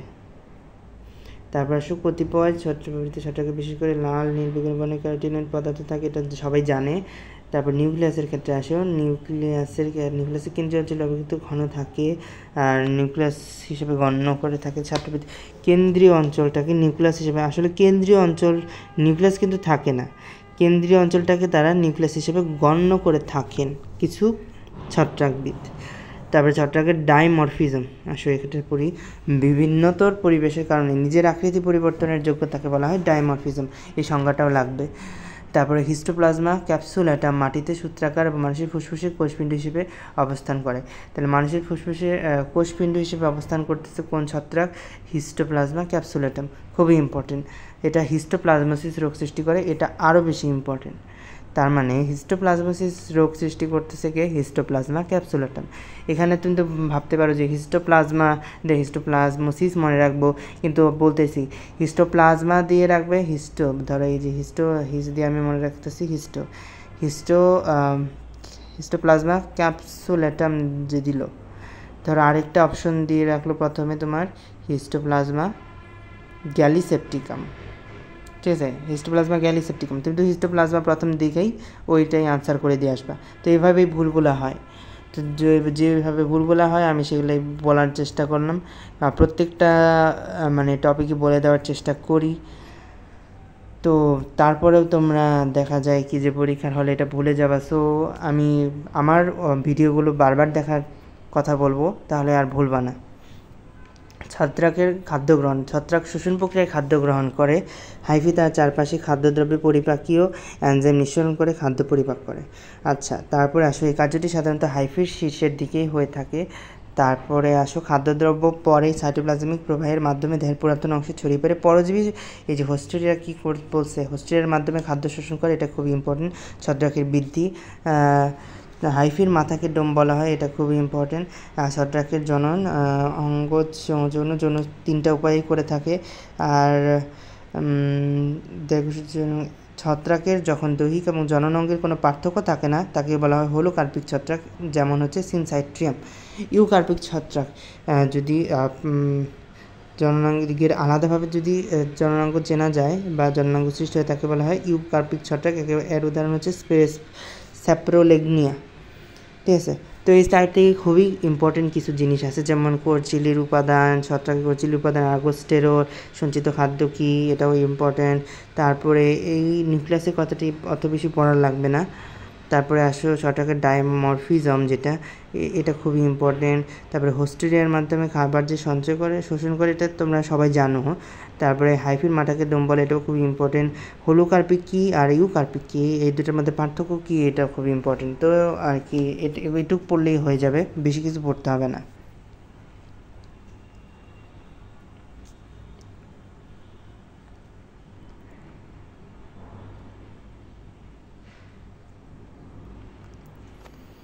আর দৈহিক খণ্ডায়ন অঙ্গজননের মাধ্যমে যেটা কথাটা বলছে যে ছত্রাক দেহটি একাধিক খণ্ডে বিভক্ত হয়, প্রতিটি খণ্ড একটি স্বতন্ত্র ছত্রাক দেহে পরিণত হয়। যেমন হচ্ছে রাইজোপিটাস, পেনিসিলিয়াম, ডি বিভাজন, স্যাক্রো, এগুলো সবই রিডিং দিও। একদিনে কখনো এটা মনে থাকবে না, কারণ এই চ্যাপ্টারটা ফুল মুখস্থ করার চ্যাপ্টার। ফুল মুখস্থ একদিনে তুমি করতে পারবে না। যেগুলো দাগাই দিতেছি, যেগুলো বলতেছি, সেগুলো নিয়ে আর কি থাকো। বেশি মানে অন করার চেষ্টা করলে কিছুই অন করতে পারবে না আর কি। আচ্ছা, তারপরে এখানে আসো অযৌনজনন যেটা বলছে, এগুলো হচ্ছে প্রধান প্রক্রিয়া। অযৌনজনের প্রধান প্রক্রিয়া হলো স্পোর উৎপাদন, কারণ আমরা জানি অযৌনজননের একক হচ্ছে স্পোর। তারপরে আসো এটা হচ্ছে স্পোরাঞ্জিয়াম, আগের মতো অ্যাপ্লানোস্পোর আছে। যে কনিডিয়া একটা নতুন নাম, কনিডিয়া কী জিনিস সেটা পড়বা। ক্ল্যামাইডোস্পোর বলা হয়। ক্ল্যামাইডোস্পোর কোথায় দেখা যায়? মিউকর ফিউজিফোরাম, এটাও খুবই ইম্পর্টেন্ট।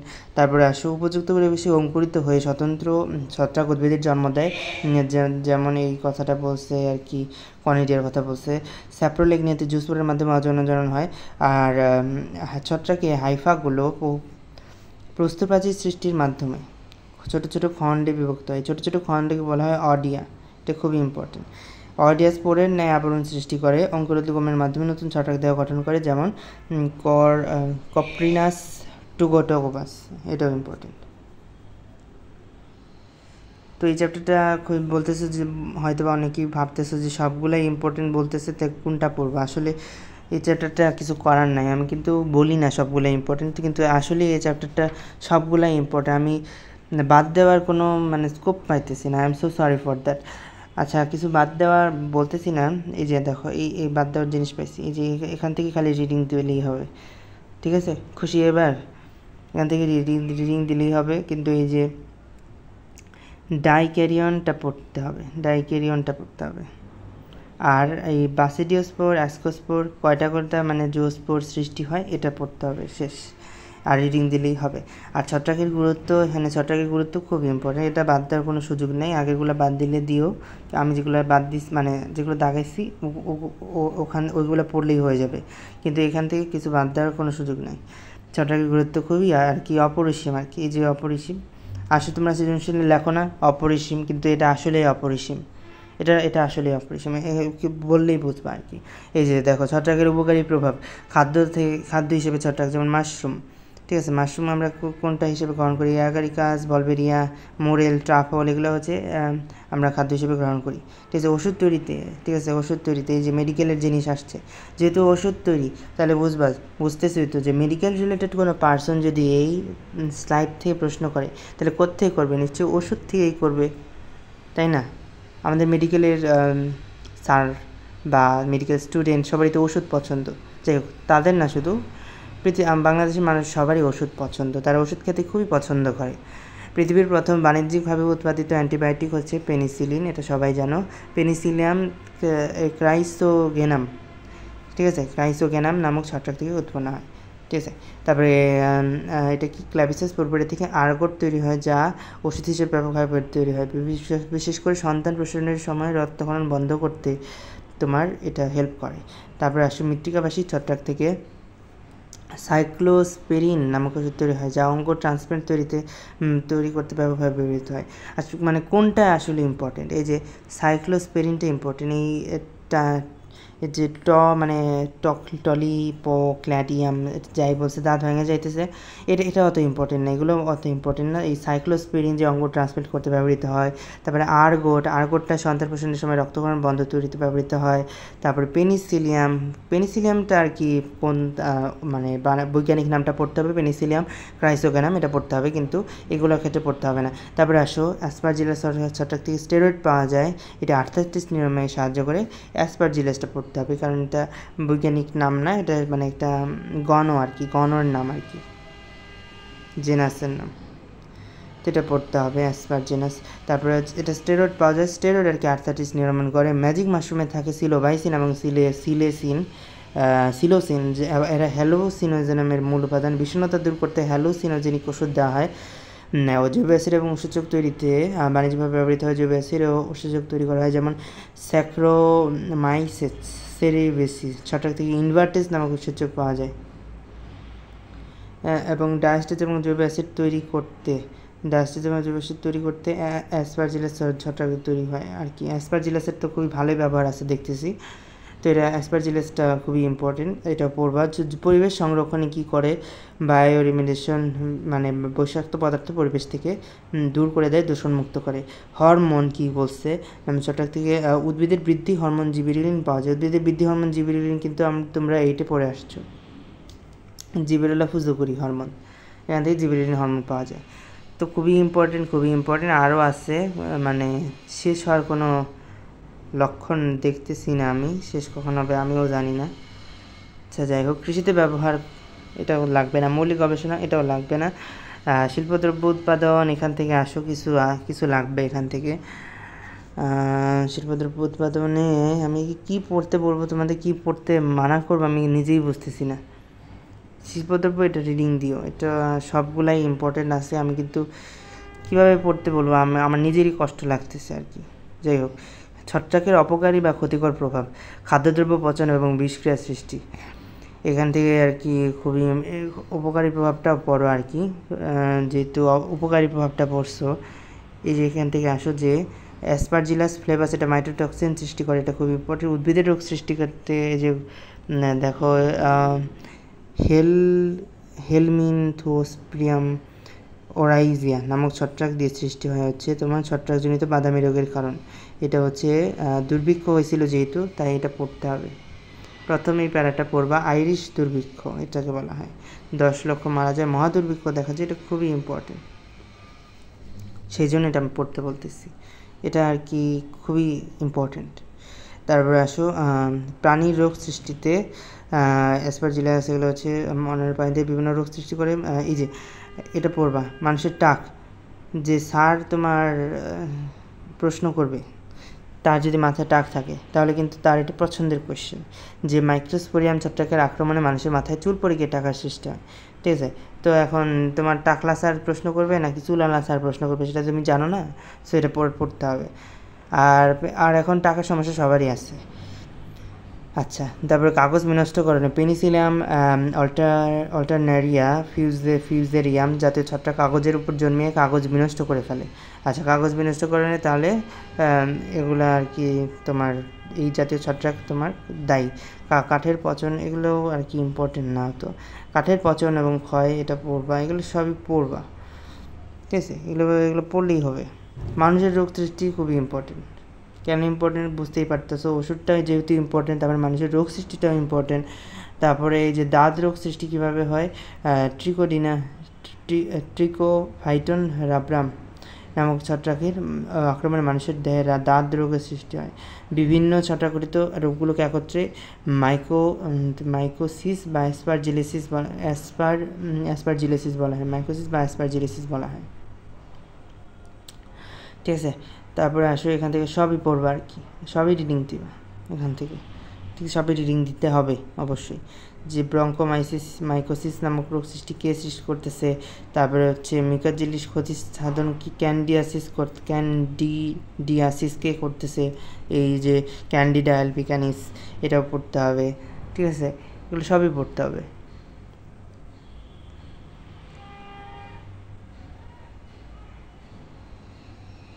ব্যাকটেরিয়া ক্যান্ডিডিয়ার আক্রমণ প্রতিহত রাখে। তারপরে হচ্ছে অ্যান্টিবায়োটিক গ্রহণের কারণে ব্যাকটেরিয়া ধ্বংসহত ক্যান্ডিডিয়ার সঙ্গে আক্রমণ মারাত্মক হয়। মাছের রোগ সৃষ্টিটা পড়েও যে স্যাপ্রোলেগনিয়া ছত্রাক জাতীয় মাছের বিশেষ রোগ সৃষ্টি করে। আচ্ছা, তারপরে থেকে এখানে আসো, এখানে এগুলো পড়ার দরকার নেই। অ্যাগারিকাসে আসো। অ্যাগারিকাস হচ্ছে শ্রেণীবিন্যাসটা দেখবা, অ্যাগারিকাসের শ্রেণীবিন্যাসটা অবশ্যই দেখবা। তারপরে আসো, অ্যাগারিটাস বিসপোরাস হোয়াইট বাটন মাশরুম হিসাবে পরিচিত, এটা পড়বা। বর্ষাকালে ব্যাঙের ছাতা হিসেবে আমরা দেখি না, এই যে ব্যাঙের ছাতা, এটাই হচ্ছে অ্যাগারিকাস আর কি। তারপরে হচ্ছে অ্যাগারিকাস ভেজা মাটিতে এগুলোতে জন্মায়, ভেজা স্থানে জন্মায়, এটা তো আমরা সবাই জানি। সাধারণত এদের বায়বীয় অংশ বা ফ্রুট বডি যেটা, সেটা হচ্ছে এই যে বায়বীয় অংশ বা ফ্রুট বডি, সেটা হচ্ছে উপরের দিকে উঠে এই যে ছাতা, সেটাকে আমরা ব্যাঙের ছাতা বলি আর কি। আর এই যে ফ্রুটিফিকেশন বলা হয়, এই ছাতা উপর দিকে উঠার যে প্রক্রিয়া, সেটাকে ফ্রুটিফিকেশন বলা হয়। এগুলো মাশরুম নামে পরিচিত। লনে অনেকগুলো মাশরুম বৃত্তাকার চক্রাকার অবস্থান দেখা যায়, একে পরিচক্র বলা হয়। ঠিক আছে, পরিচক্র কী জিনিস তোমরা একটু গুগলে সার্চ করে দেখো। ঠিক আছে, এরকম দেখবা ছোট ছোট ছোট ছোট ছোট ছোট অনেকগুলো মাশরুম তোমার এভাবে একটা সার্কেলের মতো করে তোমার জন্মায়, সেটাকে পরিচক্র বলা হয়। ওকে, দৈহিক গঠন। একটি পূর্ণাঙ্গ অ্যাগারিকাস ছত্রাকের দেহকে দুটি অংশে ভাগ করা যেতে পারে, একটি দৈহিক অংশ আরেকটা কি, আরেকটা হচ্ছে জনন অংশ তথা ফ্রুট বডি। একটা দৈহিক অংশ, আরেকটা হচ্ছে জনন অংশ। জনন অংশকে এটাকে ফ্রুট বডি বলা হয় আর কি, যেটা ছাতার মতো অংশ সেটাই হচ্ছে জননাঙ্গ আর কি। আর এখানে বলছে তোমার অ্যাগারিকাসের দড়ির মতো হাইফাল অংশকে রাইজোমর্ফ বলা হয়, এটা আমরা আগে পড়ে আসলাম একটু আগে, রাইজোমর্ফ। আর তারপরে আসো স্টাইপ, গোড়ার দিকে কাণ্ডের ন্যায় অংশকে স্টাইপ বলা হয়, আর ছাতার ন্যায় অংশকে বলা হয় পাইলিয়াস। ঠিক আছে, এটা হচ্ছে ফ্রুট বডির আর কি গঠনের ক্ষেত্রে আমরা যে দেখি, তরুণ অবস্থায় পাইলিয়াসটি ভেলাম নামক একটি পাতা ঝিল্লিময় পর্দার আবরণে আবৃত থাকে। পাইলিয়াসের নিচের দিকে ঝুলন্ত অবস্থায় পর্দার ন্যায় অংশকে গিল বা ল্যামিডি বলা হয়। স্টাইপের মাথায় একটি চক্রাকার অংশ থাকে যাকে অ্যানুলাস বলা হয়। ল্যামিডিতে অসংখ্য ব্যাসিডিয়াস সৃষ্টি হয়। ঠিক আছে, গিলের অন্তর্গত, গিল পাতলা পাতের মতো, গিলের অন্তর্গঠন বেশ জটিল প্রকৃতির, 3 স্তরে বিভক্ত দেখা যায়। যেমন ট্রমা, এটা খুবই ইম্পর্টেন্ট। কী স্তর গিলের অন্তর্গঠন 3টি, এটা খুবই ইম্পর্টেন্ট, এটা 3 স্টার দিয়ে রাখো। আচ্ছা, তারপর ট্রমা, সাবমেনিয়া, এগুলো এখান থেকেও কী কী পড়তে হবে আমি বলে দিচ্ছি। যে ট্রমা হচ্ছে তোমার এই কোষগুলো ডাইকেরেটিক, এটা পড়তে হবে। সাবহাইনিয়াম থেকে এটা হচ্ছে তোমার কোষের বিন্যাসকে প্রোজেনকাইমা বলা হয়, এটা পড়তে হবে। হাইমেনিয়াম থেকে কি পড়তে হবে, গিলের উভয় পাশের বহিস্থ স্তরকে হাইমেনিয়াম বলা হয়, এটা পড়তে হবে। মানে গিলের উভয় পাশের, মানে এটা থেকে এটা অত কিছু পড়তে হবে না। এটা কি পড়বা বলো তো, বেসিক ক্লিয়ার করে যে পড়বা, তোমাদের তো এটা শর্ট সিলেবাসের বাইরের অধ্যায় না, এত পড়ে কি হবে। সো আমি যেগুলো দাগাই দিচ্ছি ওগুলোই পড়বা বেশি করে। ঠিক আছে, যে তারপরে হচ্ছে এখান থেকে কী পড়বা, যে গতাকার ব্যাসিডিয়াম উৎপন্ন হয় এখান থেকে, এটা পড়বা। তো এখান থেকে লাস্ট লাইনটা পড়তে চেষ্টা করবা এইখান থেকে আর কি, এটা খুবই ইম্পর্টেন্ট, 3 স্টার দিয়ে রাখো এটা। নেক্সট স্লাইডে আসো, ব্যাসিডিও কার্পের কথা বলছে কি, ব্যাসিডিও কার্প বা ব্যাসিডিও তোমার হচ্ছে ব্যাসিডিও মাইটোসিস শ্রেণীর ছত্রাকের ফ্রুট বডিকে ব্যাসিডিও কার্প বলা হয়, বোঝাই যেতেছে। অ্যাগারিকাসের ফ্রুট বডিকেও ব্যাসিডিও কার্প বলা হয়, কারণ অ্যাগারিকাসের ব্যাসিডিও কার্প গোড়ার দণ্ডের ন্যায় স্টাইপ, এগুলো সবই থাকে। আচ্ছা ঠিক আছে, অঙ্কুরোদ্গমের কথা কী বলছে, প্রতিকূল অবস্থাতে আছে। ঠিক আছে, এগুলো পড়তে হবে না। অ্যাগারিকাস মাশরুমের অর্থনৈতিক গুরুত্ব, মাশরুম ছত্রাকের উপকারিতা, খাদ্য হিসেবে আমরা পাইতেছি এই যেটা খুবই ইম্পর্টেন্ট। টাটকা মাশরুমে বিভিন্ন ধরনের ভিটামিন পাওয়া যায়, যেমন thiamine, riboflavin, vitamin C, D, K এবং প্যান্টাথনিক অ্যাসিড। তো এটা কীভাবে পড়বা বলো তো, থায়ামিন কিন্তু ভিটামিন B1, ঠিক আছে, vitamin B1, riboflavin vitamin B2, আর ভিটামিন সি, ডি, কে আর প্যান্টাথনিক অ্যাসিড হচ্ছে ভিটামিন B5। ঠিক আছে, তো কী কী আছে, vitamin B1, 2, 5, vitamin C, D, K, এভাবে পড়বা। ঠিক আছে, এটা এভাবেই পড়তে হবে। আর যদি মনে রাখতে চাও এইভাবে মনে রাখতে পারবা যে বি, সি, ডি, কে, বি এর মধ্যে 3টা আছে, 1, 2, 5। ঠিক আছে, এভাবে মনে রাখার চেষ্টা করবা। আর এখান থেকে আসো, এখান থেকে কিছু নাই, এখান থেকে এই যে এখানে লেখা আছে যে শর্করা, প্রোটিন, চর্বি, খনিজ লবণ, এই যে calcium, potassium, phosphorus, iron, copper এতে আছে, এগুলো পড়বা। তারপরে আসে মাশরুম ছত্রাকের এই যে মাশরুম ডায়াবেটিস কমাতে ভূমিকা রাখে, এটা খুব ইম্পর্টেন্ট।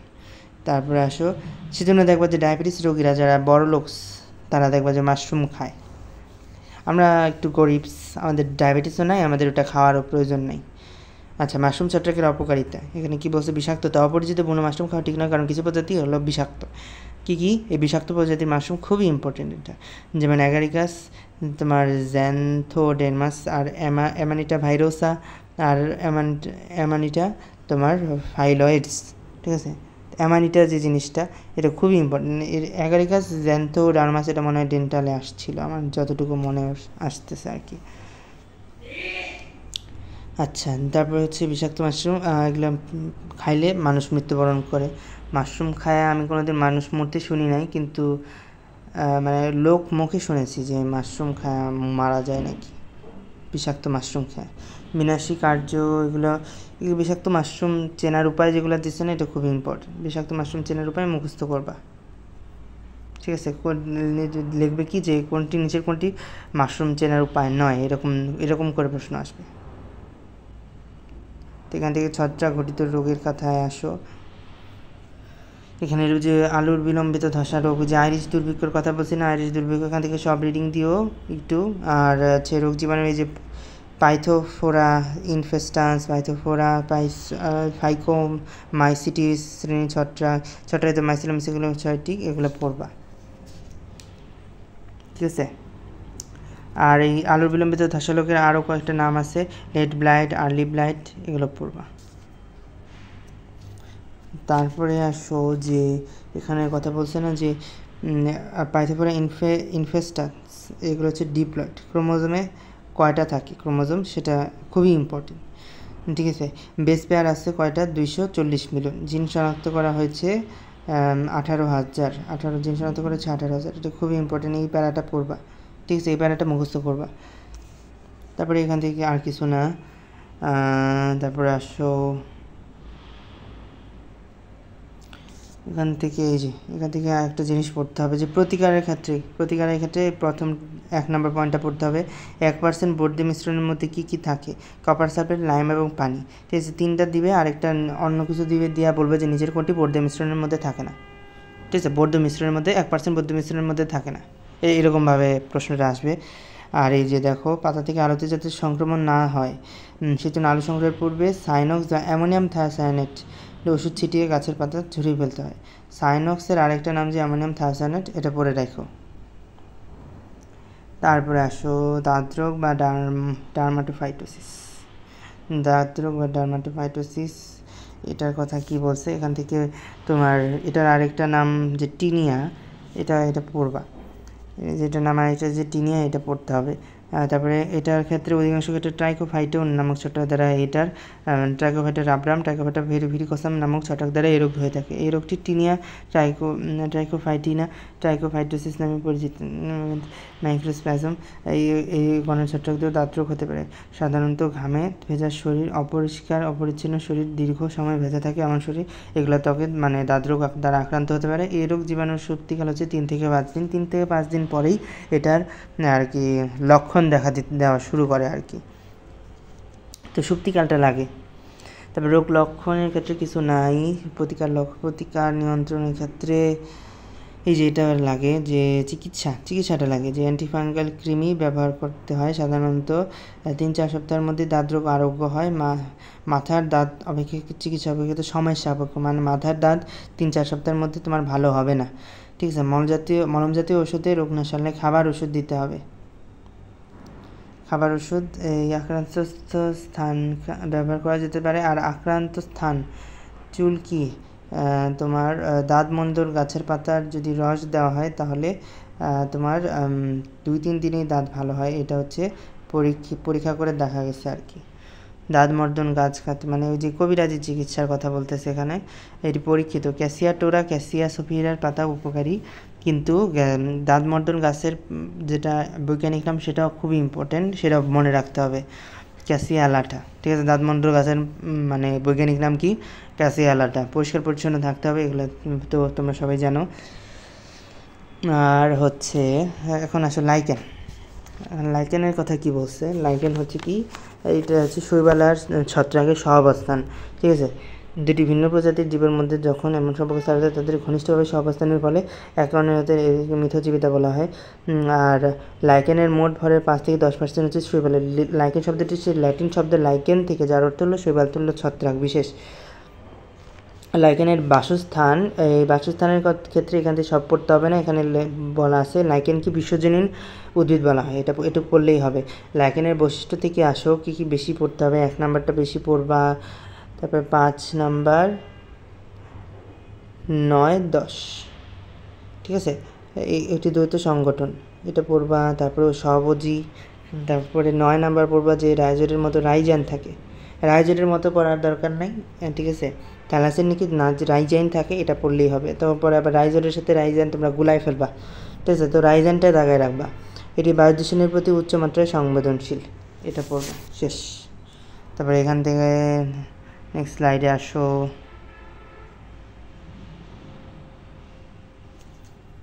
তো এখান থেকে কি পড়বা? যে মিথজীবিতা বা অনন্যজীবিতা মিউচুয়ালিজম বলা হয়, এটা পড়তে সবাই জানো। লাইকেনে শৈবাল যেভাবে উপকৃত হয় আর ছত্রাক যেভাবে উপকৃত হয়, রিডিং পড়বা। তারপর লাইকেনের শ্রেণী বিভাগ আসো, আর বেশিক্ষণ লাগবে না, আর খুবই কম জিনিস আছে এখান থেকে। যে কর্টিকোলাস, ঠিক আছে, এটা হচ্ছে কাণ্ডের উপরে জন্মে থাকে, ঠিক আছে। তারপর টেরিকোলাস হচ্ছে উষ্ণ আর্দ্র তোমার অঞ্চলের মাটিতে জন্মে থাকে, ঠিক আছে। তারপরে আসো স্যাক্সিকোলাস, এটা হচ্ছে তোমার শিলাখণ্ডের উপরে জন্মায়, ঠিক আছে। এটা এমনি মনে থাকবে, যেহেতু শিলা আছে আর এখানে তোমার সেক্সি আছে। তারপর লিগনিকোলাস, এরা সরাসরি ভেজা কাঠের উপর জন্মায়। ক্যালসিয়াম 57, এটা লিগনিকোলাস, ঠিক আছে। এটা সরাসরি কাঠের উপর জন্মায়, যেহেতু কাঠ সেহেতু লিগনিন, কাঠের উপাদান কি লিগনিন না। আর অমনিকোলাস, অমনিভোরাস, যারা সব খায় তাদেরকে বলা হয় অমনিকোলাস, মানে অমনিভোরাস। আর অমনিকোলাস মানে কি, যেটা সবখানেই জন্মে থাকে। আর ফলিকোলাস, এগুলো হচ্ছে ফার্নের উপর জন্মায়, সেজন্য ফলিকোলাস। কর্টেক্স মানে ওই যে কাণ্ডের কর্টেক্স, বুঝো না, সেজন্য। টেরিকোলাস মানে কি, ওই মাটিতে জন্মে, সেজন্য টেরি, ঠিক আছে। এটা মানে একটু নেমনিক বানায় মনে রাখার চেষ্টা করবা। গঠনগত শ্রেণীবিন্যাস, এটা 5 ভাগে বিভক্ত করছে। কী 5 ভাগ দেখি একটু। যে ক্রাস্টোজ লাইকেন, ঠিক আছে। ক্রাস্টোজ লাইকেন, ফলিওজ লাইকেন, তারপরে ফ্রুটিকোজ লাইকেন, লেপ্টোজ লাইকেন, এগুলো সবই রিডিং দিবা। কিন্তু ওই যে ক্রাস্টোজ লাইকেন, এখান থেকে মানে এটা আমি পড়াবো নাকি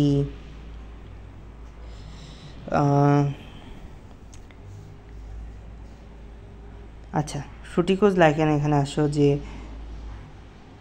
কলাম্বিয়া, নিয়া, রিনা, ঠিক আছে। এই যে অনেক সময় এটা ঝুলে থাকে, তো এটা কীভাবে মনে রাখবা? রিনা কলম নিয়ে ঝুলে, এই নামনিক দিয়ে মনে রাখবা ফ্রুটিকোজ লাইকেনটা, যেহেতু ঝুলে। এই লেপোরিনা থেকে রিনা, কলম্বিনিয়া থেকে আসতেছে কলম, উসনিয়া থেকে আসতেছে নিয়ে, তাহলে রিনা কলম নিয়ে ঝুলে, এই যে সবসময় ঝুলে, ঠিক আছে। এটা মনে রাখবা। আর এখান থেকে আসো ফলিয়েজ লাইকেন, যেটা এখান থেকে কীভাবে মনে রাখবা? এখান থেকে পরম, এখানেও আছে পরম, জান ফ্লোলা, পাল্টে। তো এখান থেকে মনে রাখবা কি, যে পরম, এই যে পরম, ঠিক আছে। পরম দিয়ে কিন্তু 2টা কভার হইতেছে, পার্ম আর পার্ম, ঠিক আছে, পরম। আর জান্থো, ঠিক আছে, জান্থোস যেটা আসছে, জান্থোরিয়া, এখান থেকে এটাতে মনে রাখবা জান, ঠিক আছে। পরমযান। আর পাল্টেতে পেলটি দিয়ে মনে রাখবে হচ্ছে তোমার পাল্টে, পাল্টে। আর এই যে ফলিয়েজ থেকে মনে রাখবা হচ্ছে পাল্টে ফেলো। তাহলে পরমযান পাল্টে ফেলো দিয়ে মনে রাখবা তোমরা ফলিয়েজ লাইকেন। আমি কিন্তু নামনিক শিখাই দিলাম, প্রোটিকোজ ফলিয়েজটা শিখাই দিলাম। ক্রাস্টোসটা আমি কেমনে যে তোমাদের মানে এটা একটু আচ্ছা দাঁড়াও, পরে আবার তোমরা দোষ দিবা যে ভাই কিছু শিখাই দিল না। শিখাই অবশ্যই দিব, কেন দিব না। এই ক্রাস্টোস লাইকেন যেটা, ক্রাস্টোসটা এইভাবে কীভাবে মনে রাখবা, এই যে দেখো তো এখানে কি আছে, দ্বীপ আছে না, দ্বীপ। এখানে আছে তোমার স্ত্রী আর ক্রি, এখানে আছে ক্রি। তো স্ত্রী ক্রি মানে একই জিনিস।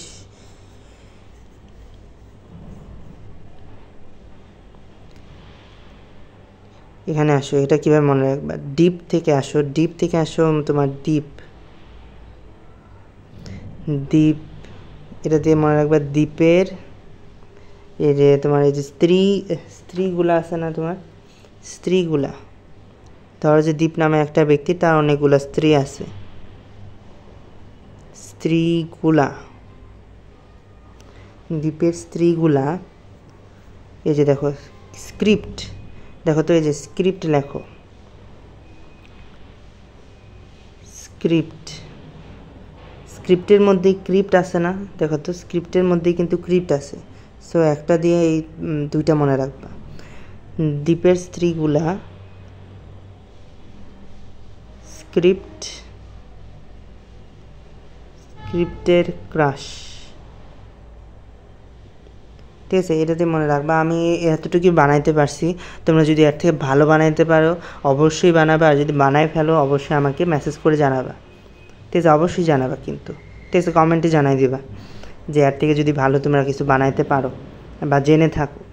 তো আমি এটুকুই জানি যে দ্বীপের স্ত্রীগুলা, স্ক্রিপ্টের ক্রাশ, এটা দিয়ে আমি ক্রাস্টোস লাইকেনটা মনে রাখতাম, ঠিক আছে, আমি মনে রাখতাম। এখন তুমি যদি না বানায় থাকো তুমি এটা দিয়ে মনে রাখতে হবে, আর কিছু করার নেই। এখন আসলে লেপ্রোজ লাইকেন, লেপ্রোজে একটাই আছে, এটা এমনি মনে থাকবে। সূত্রাকার লাইকেনের ক্ষেত্রে কি আছে, সূত্রাকার লাইকেনের ক্ষেত্রে তোমার ইপিবি, এটা অত লাগে না, কিন্তু এটা পড়ে রাখবা, যেহেতু দুইটাই আছে। এই 4 আর 5টা এমনি মুখস্থ করে রাখবা, যেহেতু আমি সবগুলো পড়াই দিছি, এতগুলো পড়াই দিছি, এই দুইটা তো আমি তোমার কাছ থেকে আশা করতেই পারি যে তুমি মুখস্থ করবা। আচ্ছা, লাইকেন গঠনকারী 6টার উপর ভিত্তি করে লাইকেন 2 প্রকার, এগুলো আইসো লাইকেন, বেসিডিউ লাইকেন, এটা রিডিং দিবা। লাইকেনের অন্তর্গঠন, ঊর্ধ্ব কর্টেক্স, সর্বাল্প স্তর, মেডুলা। এখান থেকে কী করবা যে এই যে দেখো এই যে মেডুলা, যেটা মেডুলা হচ্ছে অপেক্ষিত পুরু, এই যে, আর শৈবাল স্তরকে পূর্বে গনেডিয়াল স্তর বলা হতো, আর গনেডিয়াল স্তর বলা হতো। আর এইসব এই হাইফি হতে শৈবাল স্তরের কোষে যে হোস্টেলে প্রবেশ করে, এটা ইম্পর্টেন্ট। আর হাইফি দ্বারা গঠিত ঊর্ধ্ব কর্টেক্স, এটা খুবই ইম্পর্টেন্ট, ঠিক আছে। তো এই কয়টা জিনিস পড়লেই হয়ে যাবে যে ঊর্ধ্ব কর্টেক্স তোমার হাইফি দ্বারা গঠিত, শৈবাল স্তর হচ্ছে গনেডিয়াল স্তর বলা হতো, এখন হচ্ছে হোস্টেলে প্রবেশ করে। মেডুলা হচ্ছে অপেক্ষিত পুরো, এবং মেডুলা থেকে এটুকুই। আর নিম্ন কর্টেক্সে আসো, নিম্ন কর্টেক্সে এখান থেকে কিছু পড়তে হবে। নিম্ন কর্টেক্সে হচ্ছে এই ছত্রাক হাইফি দ্বারা স্তর গঠিত এবং রাইজিয়ান থাকে, এটা খুবই ইম্পর্টেন্ট, রাইজিয়ান থাকে, এটা খুবই ইম্পর্টেন্ট। তারপরে আসো লাইকেনের জনন, লাইকেন হচ্ছে অঙ্গ, যোজন, এগুলো সব উপায়ে ঘটে থাকে, খণ্ডকাণ্ড, ক্রমাগত মৃত্যু, পচন ইত্যাদি প্রক্রিয়া লাইকেন এগুলো ঘটে থাকে। আর ইসিডিয়ার পিকনিওড স্পোরের মাধ্যমে ওজন ঘটে থাকে। সোরেডিয়াম হলো একটি শৈবাল ছত্রাক, যার দ্বারা চারদিক থেকে ঘিরে থাকা ক্ষুদ্রাকার দেহ, যা বাতাসের চারদিকে ছড়িয়ে পড়ে উপযুক্ত পরিবেশে লাইকেন হিসেবে আত্মপ্রকাশ করে।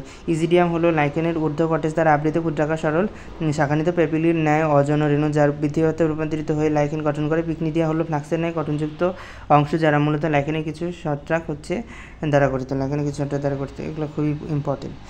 তারপরে আসো যে লাইকেনের পুংজননাঙ্গকে বলা হয় স্পার্মোগোনিয়াম, আর সৃজনে কার্পোগোনিয়াম, এটা পড়তে হবে। লাইকেনের শিক্ষাটা দরকার নেই। আর লাইকেন জিরোসিটি পর্যায়ের সূচনা করে, এটা পড়েও। তার মানুষের খাদ্য হিসেবে লাইকেনিন নামক এক প্রকার কার্বোহাইড্রেট প্রকার কারণে কত প্রজাতি মানুষের খাদ্য হিসেবে ব্যবহৃত হয়। আচ্ছা, তারপরে হচ্ছে পশুর খাদ্য হিসেবে র্যান্ডিয়ার মস এটা নামে পরিচিত, এগুলো হচ্ছে তোমার প্রিয় খাদ্য। তারপরে অ্যান্টিবায়োটিক হিসেবে উসনিক অ্যাসিড গ্রাম পজিটিভ ব্যাকটেরিয়ার উপর অ্যান্টিবায়োটিক হিসেবে কার্যকর। টিউমার রোগে এগুলো খুবই ইম্পর্টেন্ট, বিভিন্ন রোগে। তারপরে হচ্ছে তো টিউমার রোগে যে অ্যান্টিসেপটিক ক্রিম হিসেবে তোমার উষ্ণ এবং ইবোসিন। হৃদরোগে এটা খুবই ইম্পর্টেন্ট, যেহেতু হৃদরোগ খুবই মানে মারাত্মক একটা রোগ। অ্যানজাইনা নামক মারাত্মক রোগে রোসেলা মন্টেনিয়ার লাইকেন থেকে উৎপন্ন এরিথ্রিন ব্যবহৃত হয়। নেক্সট স্লাইডে আসো। বিভিন্ন রোগের ক্ষেত্রে আবার বলছে এখানে যে জলদাঙ্গের ওষুধ, এটা খুবই ইম্পর্টেন্ট যেহেতু জলদাঙ্গের ওষুধ বলছে। তারপর আসো উদ্ভিদ রোগ নিরাময়ে। তারপর উদ্ভিদ রোগ নিরাময়ে টমেটোর ক্যাঙ্কার রোগ লিটমাস পেপার পদ্ধতিতে কী করছে, এটা রিডিং দিবা, এত দরকার নেই।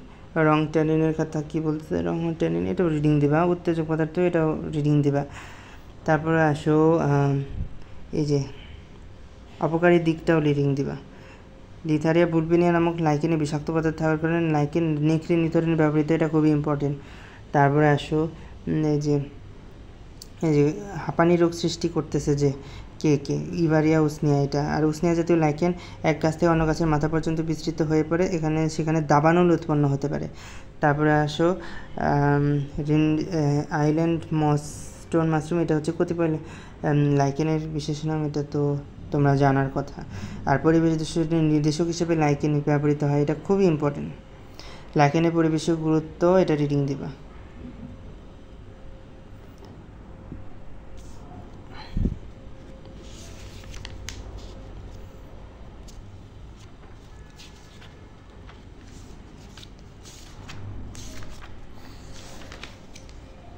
আচ্ছা, আজকে তো তাহলে শেষ হলোই। তো সবাই বারবার রিডিং দিবা এই চ্যাপ্টারটা, নইলে কিন্তু এটা মনে থাকবে না, ঠিক আছে? এটা বারবার রিডিং দিবা, নইলে এই চ্যাপ্টারটা মনে থাকবে না। খুবই ইম্পর্টেন্ট তো বলা যায় না, আনইম্পর্টেন্টও বলা যায় না, বাট ইম্পর্টেন্ট আছে, অবশ্যই আছে। ইম্পর্টেন্ট না হলে তো আমি পড়াইতাম না, তাই না? তো আজকে এই পর্যন্তই। আজকের ভিডিওটি যদি ভালো লেগে থাকে তাহলে অবশ্যই লাইক কমেন্ট শেয়ার করো, আমার চ্যানেলটাকে সাবস্ক্রাইব করো। তোমাদের একটি সাবস্ক্রাইব আমাকে নতুন নতুন ভিডিও বানানোর জন্য উদ্দীপনা প্রেরণ করে। তো আজকে এই পর্যন্তই। নেক্সট আরেকটি ভিডিও নিয়ে আবার কোনো একদিন আসবো। তো সে পর্যন্ত সবাই ভালো থাকবেন। আল্লাহ হাফিজ।